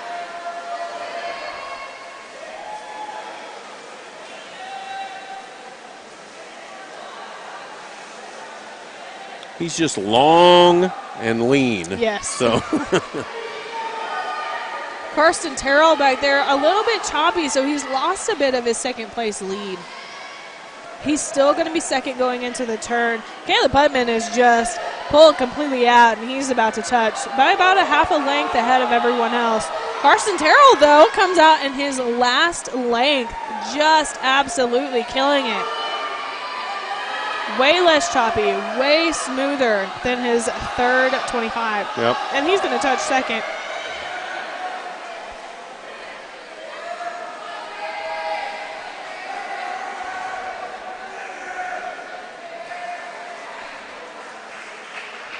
Great consistent times put up by these boys. Very consistent all the way across the board there.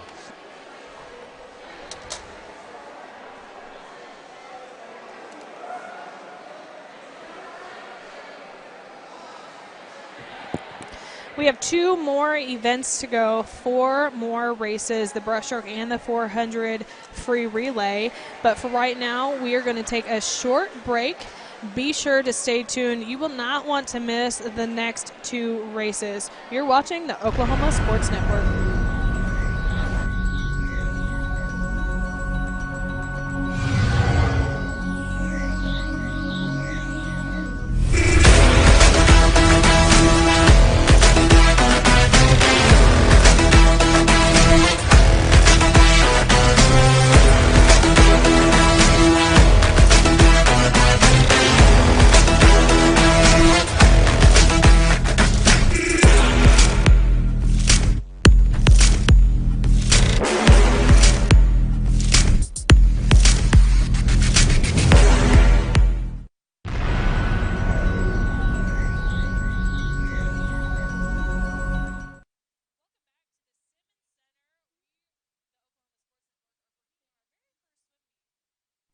Welcome back to the Oklahoma Sports Network, where we are at the Simmons Center here in Duncan, Oklahoma, bringing you our first swim meet. And with us right now on the mic, we have Michaela Steele from Carl Albert. Welcome. Hi, thank you for having me. Thank you. Okay, so I heard that you won a race tonight. Yes, the 100 freestyle. How do you go out there and just go all out? Because we were talking about, Kirk and I were talking about how it is a sprint. You can't slow down during the 100. There's just not enough time. Well, I talked to one of my coaches before I swam, and he just told me to act like I had 3 other people to swim for, like it was for a relay.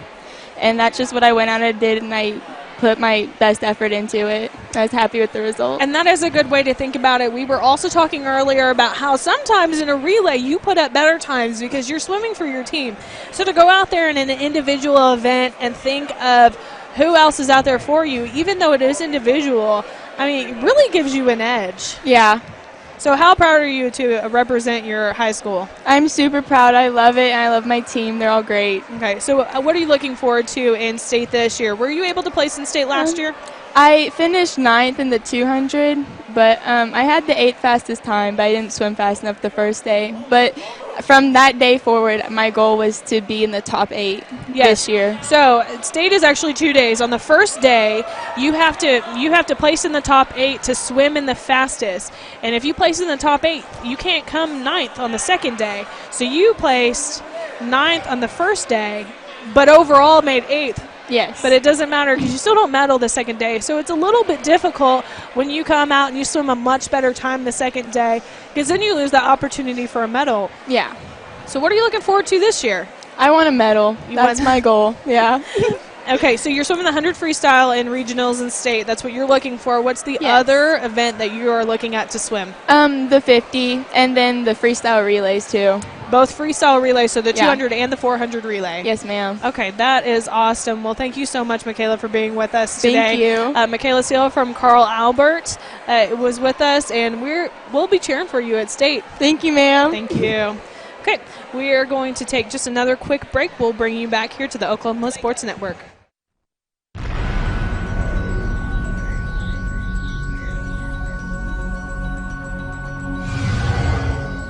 At F&B Community Bank, our team's #1 goal is serving our customers.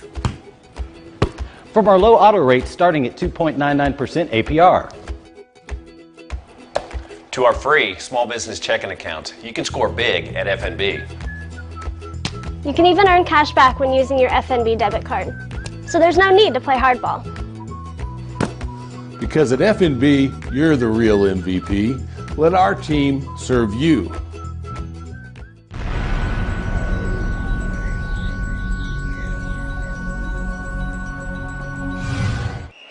Welcome back to the Oklahoma Sports Network. We are in Duncan, Oklahoma at the Simmons Center, bringing you our very first swim meet. The next race that we are up to is 100 breaststroke. We have 3 heats in the girls 100 breaststroke.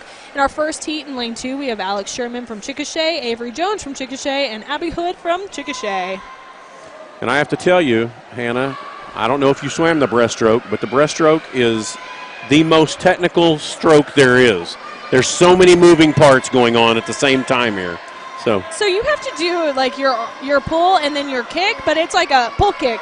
It's not like one and then the other. It's really hard to get the timing down. I swam it when I was younger, and I blew out my knee.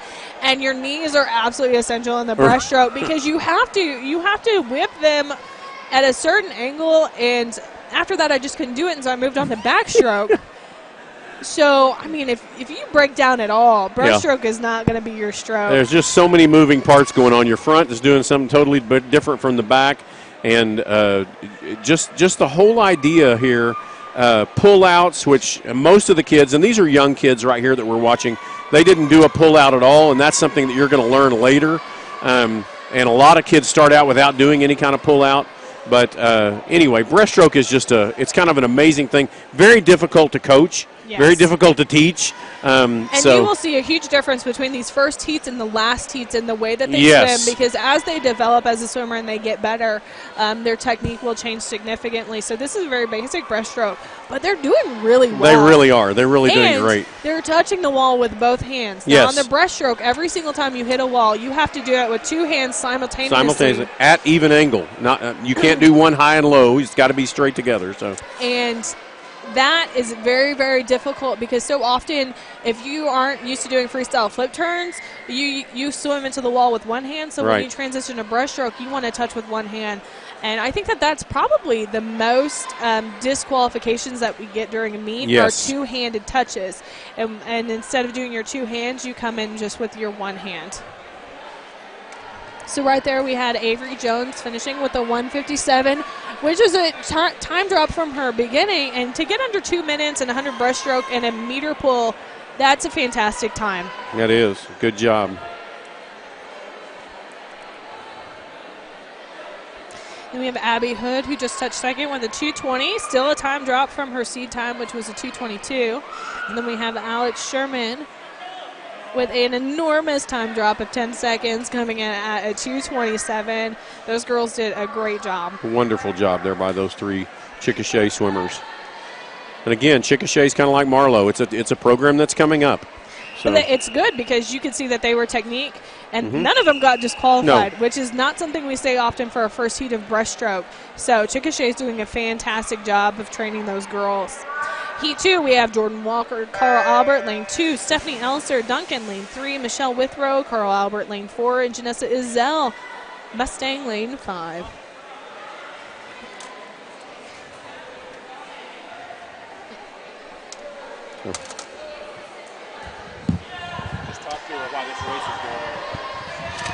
Well, during this race, we actually have Caleb Putnam, who's sitting down with us from Carl Albert. He won the 200 IM and the 100 back. So, Caleb, are 200 IM and 100 back what you've been swimming in your high school career? For most of my time, yes. For most of your time, okay. Is that what you went to state in last year? 2 free and the 100 back last year. The 2 free and the 100 back, so you're a little bit different. Are you looking for the 2 free or the 2 IM this year? 2 free. The 2 free. Okay, so the 2 IM was just a bonus tonight that we got to see from you? Yes. Yes? Okay. And what is your role that you kind of play on your team? I try to cheer on my teammates as much as I can. I like to support them behind the blocks a lot. I like to talk to them before the races. Oh, so that's a little bit different than most of your teammates who are down at the opposite, the shallow end. As you can see, there are a lot of swimmers sitting down there who get to talk to their swimmers, but you want to be behind the block. Yes. That's more of a coach's style. I'm not a big yeller. Not a big yeller, so you just want to be up here being able to kind of pump them up for their race, right? Yes, yes. Did you place at state last year? I did. You did. And which event? Both of them? 2 free and the 100 back. Both of them? Yes. Okay, so you got medals for each? Yes. Are you looking to do the same this year? Yes, I am. To bump it up? What places did you get last? I got second in the 2 free and third in the 100 back. Are you looking for those gold medals this year? Trying, yes. That would be awesome. Well, thank you so much, Caleb, for talking to us, and we'll look forward to seeing you at state. Thank you. We just had Stephanie Elser come in first in that heat with a 1:43, exactly the time that she was seated in, and then Michelle Withrow coming in second for Carl Albert. We are into our last heat of the 100-meter breaststroke. For the girls, we have Rhiannon Lenz, Carl Albert, lane 1, Jessica Walker, Carl Albert, lane 2, Britton Kay, Mustang, lane 3, Molly Woodruff, Carl Albert, lane 4, Morgan Brown, Mustang, lane 5, and Madchen D, Mustang, lane 6.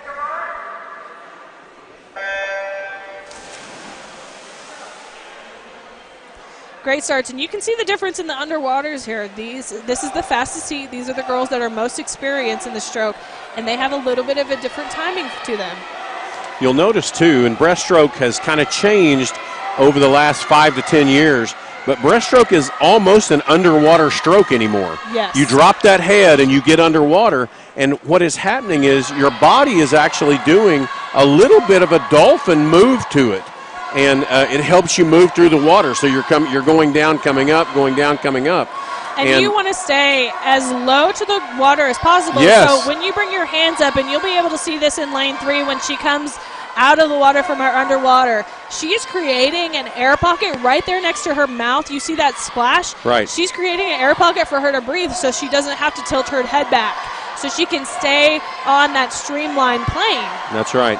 You want to keep that head rolling forward all the time. Yes, and that's Britton Kay from Mustang doing a fantastic job, and Molly Woodruff from Carl Albert just right behind her, and has a completely different style. Yes.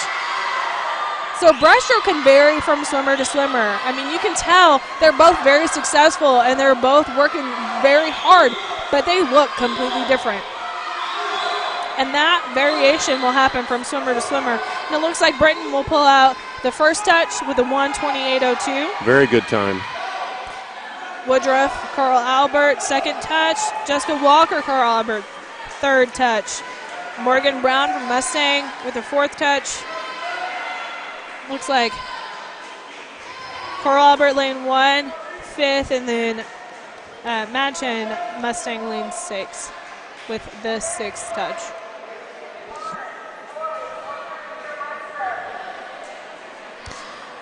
We're going to go into the boys 100 breaststroke, and you'll continue to see the differences in swimming styles. Now, women hold their center of gravity in their hips, but men hold their center of gravity in their shoulders. And so the way that you swim breaststroke is completely different.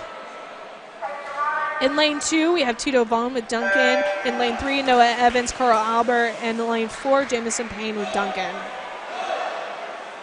Now, the differences became really significant. I had a pair of twins who were a boy and a girl, and the way that I had to teach them breaststroke was completely different. Yes. And it was a challenge for them because they had grown up helping each other, but at a certain point, the differences just became so significant that they really couldn't compare anymore. Right. So it looks like we have Noah Evans and Carl Albert in first. A fight for second in this heat between Vaughn and Payne from Duncan.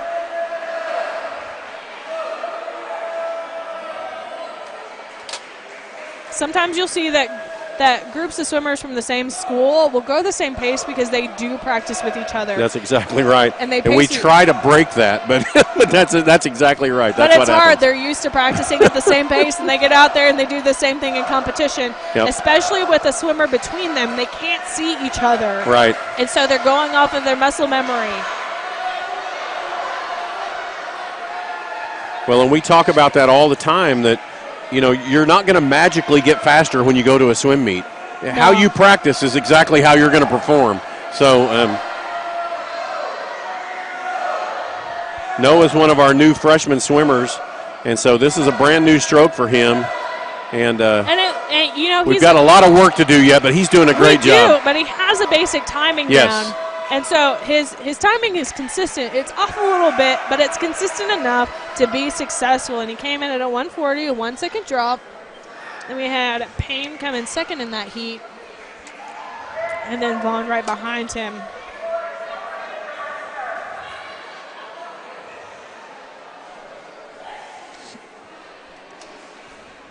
This is our last heat of the boys 100-meter breaststroke. Oh, we're in heat 2. This is heat 2. So heat 2, so we have Kobe Stewart, Carl Albert lane 1, Jackson DeVoe, Duncan lane 2, Kendall Paul, Mustang lane 3, Caleb Shearer, Chickasha lane 4, and Jobin Elliott, Mustang lane 5. So you see some of our swimmers had to pull out and some of them did not. But they're all a very consistent pace. I'm not sure who's going to touch first. I don't know. Looks like lane 2 and 4 touch. 2 and 4. Yeah.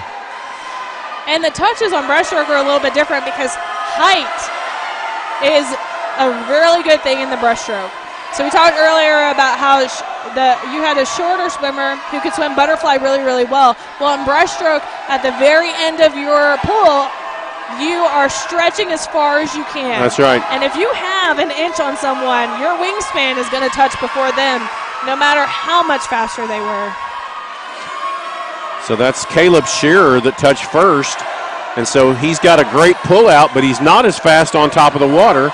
And so Kendall Paul sneaks up beside him.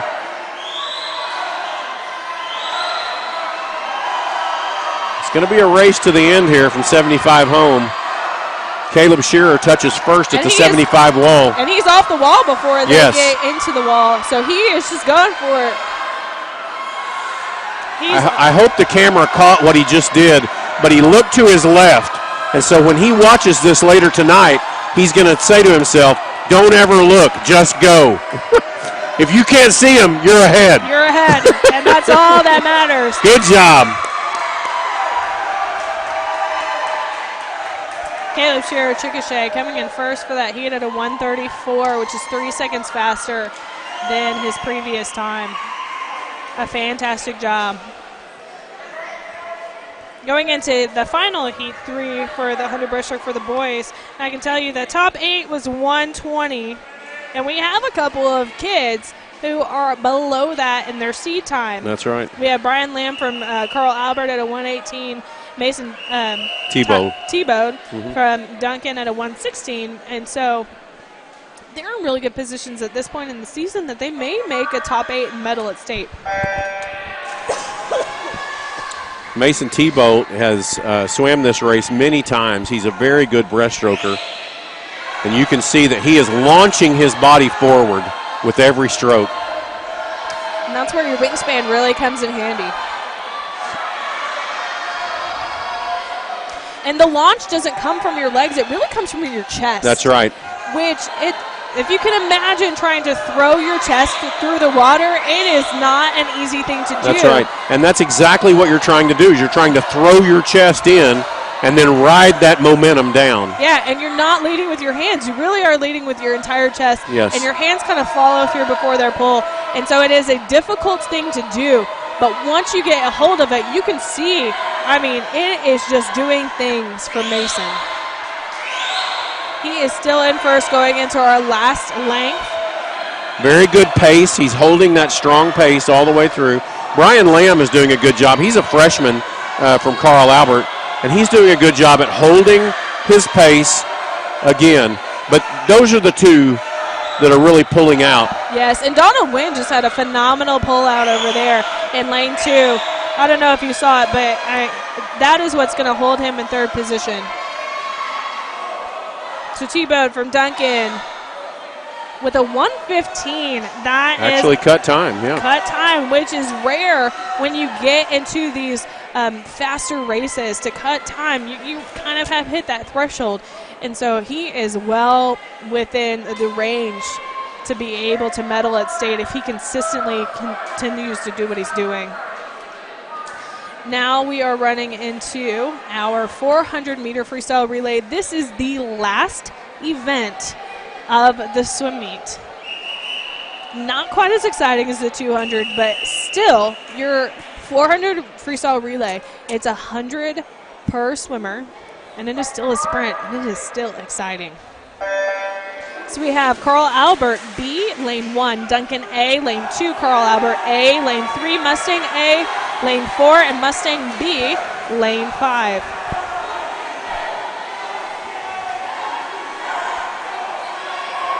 Michaela Steele, who we spoke to earlier, she will be swimming second for Carl Albert. This is Shelby Price that's leading right now. She's our freshman that came out this summer. So she's going to touch the wall first. That is awesome.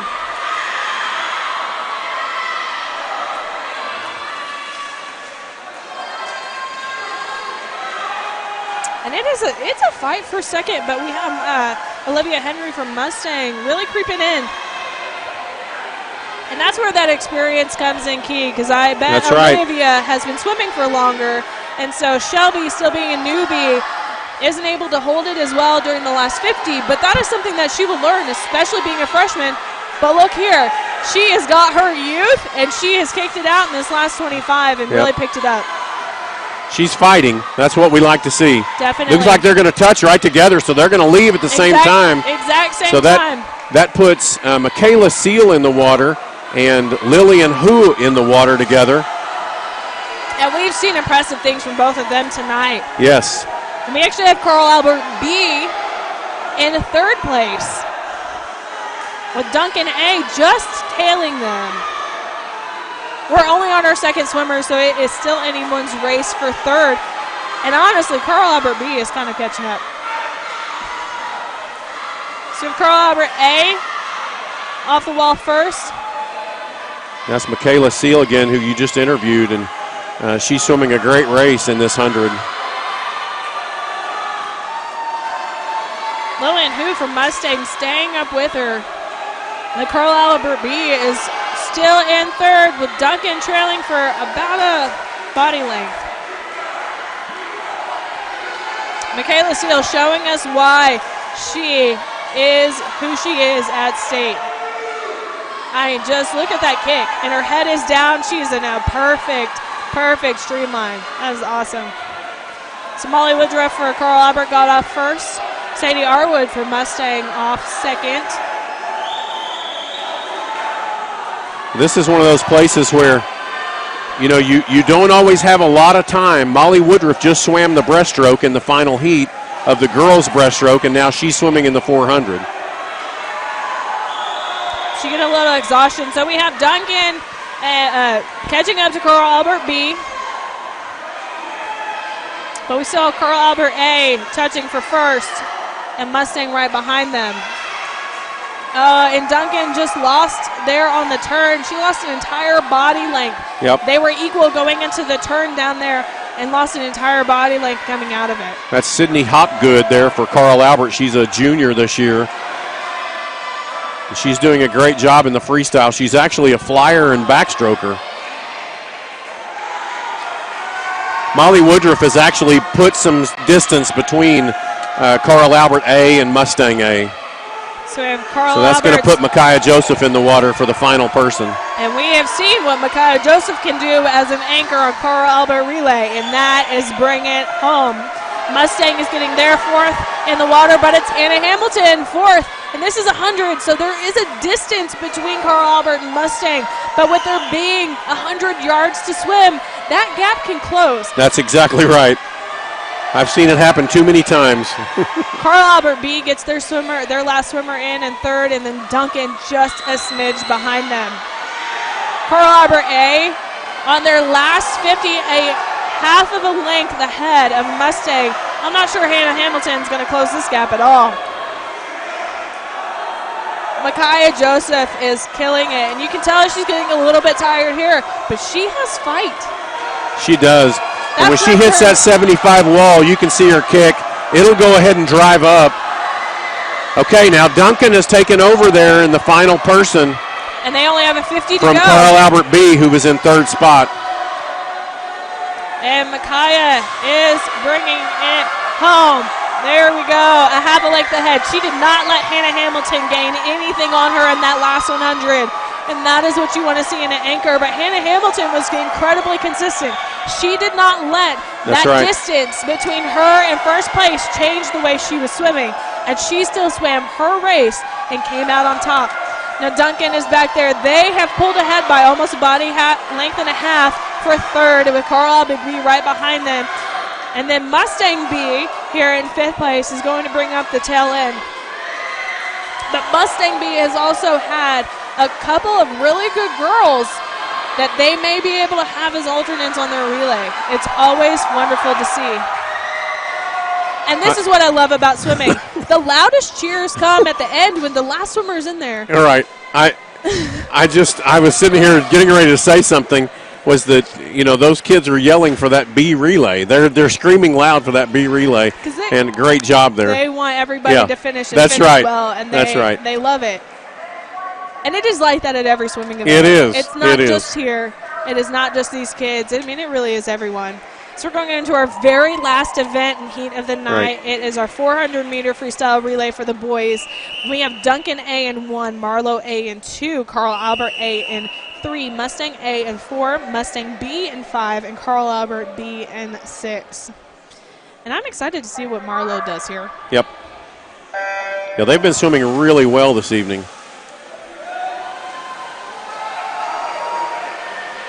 Great underwaters, great powerful kicks. They are all coming out to fight. Something about it being the very last event of the night. It does. Nothing comes after it. That they want to put on a show. Right. This is Luke Bales in the water for Carl Albert. He's going to have a body link there at the first touch off the first 50. And the Mustang and Marlowe. Oh, and Carl Albert B. Carl Albert B touches second. So you got first and second. Mustang touching third.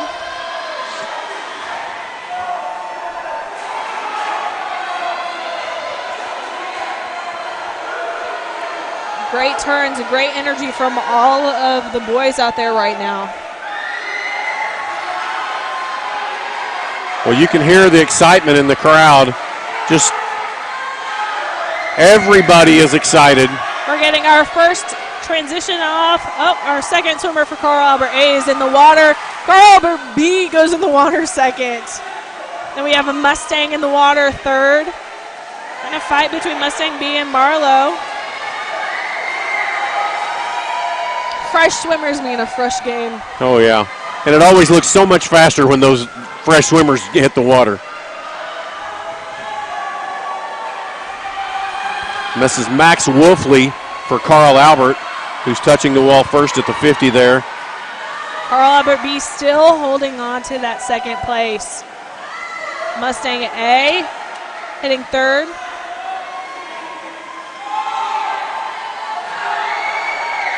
Marlowe fourth. Mustang B sixth.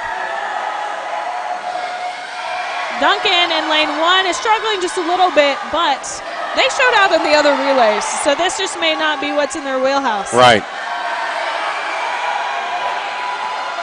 Carl Albert A coming in, getting their third swimmer off. So that's Zach Eddy going in the water.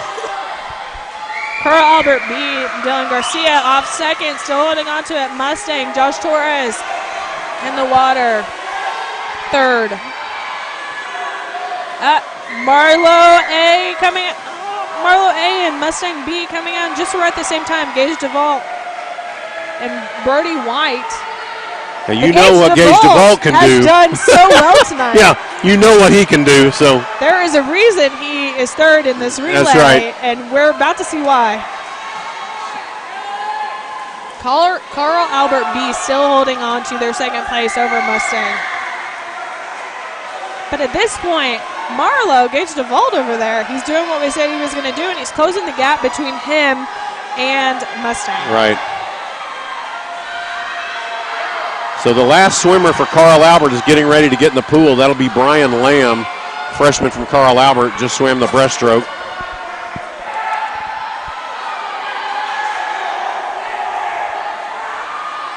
Carl Albert B is going to get that second touch again. Their fourth swimmer in the water. Oh, and a big splash. We go all out, so we just get crazy. Mustang has their fourth swimmer in the water. Marlowe, their fourth. Carl Albert is about to touch for their last 50 ahead of Mustang B. Carl Albert B holding on to that second place. The Mustang is challenging. Yes. I mean, he's got a great stroke, and he made a great turn. So he's only about 3 body lengths behind Carl Albert B. He's closed the gap by about He half. has closed the gap quite a ways. Carl Albert A. Brian Lamb is coming in for Carl Albert, and that will be for first place. But there's going to be a fight here for second place between Carl Albert B and Mustang. Carl Albert A coming in first with a 4:19. Oh, Carl Albert B is going to take both first and second. That is awesome for Garrett Eubanks or Carl Albert B to hold on to that because Mustang Aiden Walsbeck was challenging him. but he held on to his second place lead. Marlowe coming in fourth with a 4:45. Not a bad time for a brand new school. Mustang B coming in fifth. And Duncan A bringing up our last swimmer. He still has a 50 to go. So in some of these longer ones, we can lap a little bit. Yeah. But they're doing a great. Duncan is doing a great job. They are. They're doing a fantastic job. And again, numbers of swimmers makes a big difference. Yes. So when you've got extra people to put in, it makes a big difference. And you want to give them that opportunity. So and you can hear the crowd still. This is not just Duncan yelling. This is Carl Albert yelling. This is everyone yelling. That's what's so great about high school swim, I think. And they're going to stay loud until the very last second.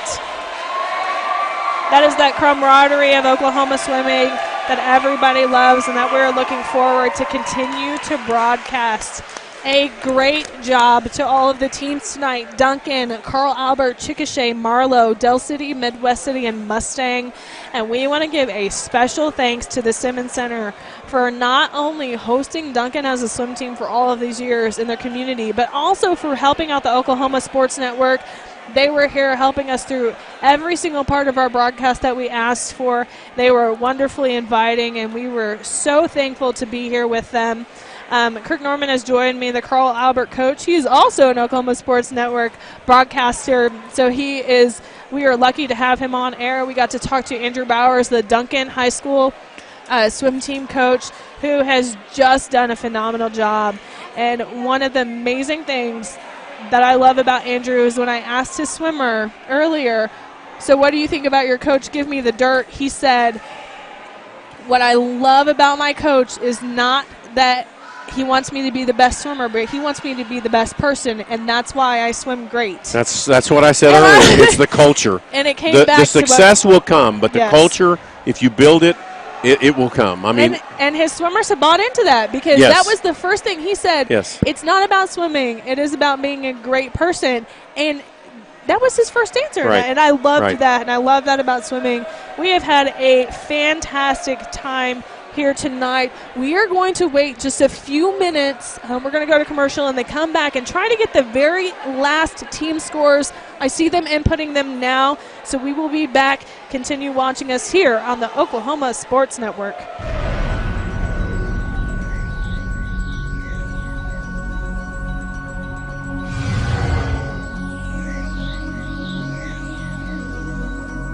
For 60 years, Hudeberg Auto Group has serviced all makes and models. Hudeberg has combined hundreds of years of experience to better serve you. Hudeberg Auto Group uses the latest in technology and utmost customer care to get your vehicle back on the road safely and cost efficiently. And that tickles. Hudeberg Auto Group. You can count on Hudeberg. We'll give you more. You can count on Hudeberg. We'll give you more. At F&B Community Bank, our team's #1 goal is serving our customers. From our low auto rate starting at 2.99% APR. To our free small business checking account, you can score big at FNB. You can even earn cash back when using your FNB debit card. So there's no need to play hardball. Because at FNB, you're the real MVP. Let our team serve you. I was introduced to Midwest City about 5 years ago, and I just fell in love with Midwest City because of the people that live here. Traditionally, doctors have been caretakers, and over time that has fell apart. I take time to take care of patients. Patients want to be listened to. And to me, this is more than a job. I'm committed to Midwest City, and I want my patients to know that I've got your back.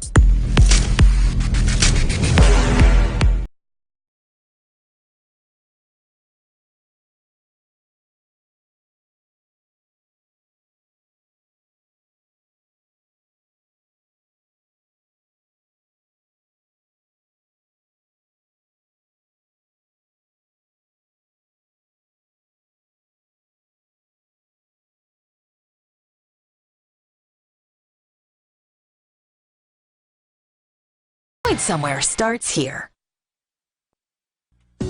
The Simmons Center at 800 Chisholm Trail Parkway in Duncan is your full one-stop fun and fitness center for all ages.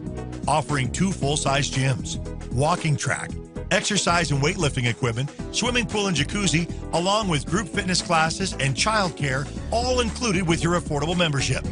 Stop by or call for rate information today at 252-2900. The Simmons Center of Duncan.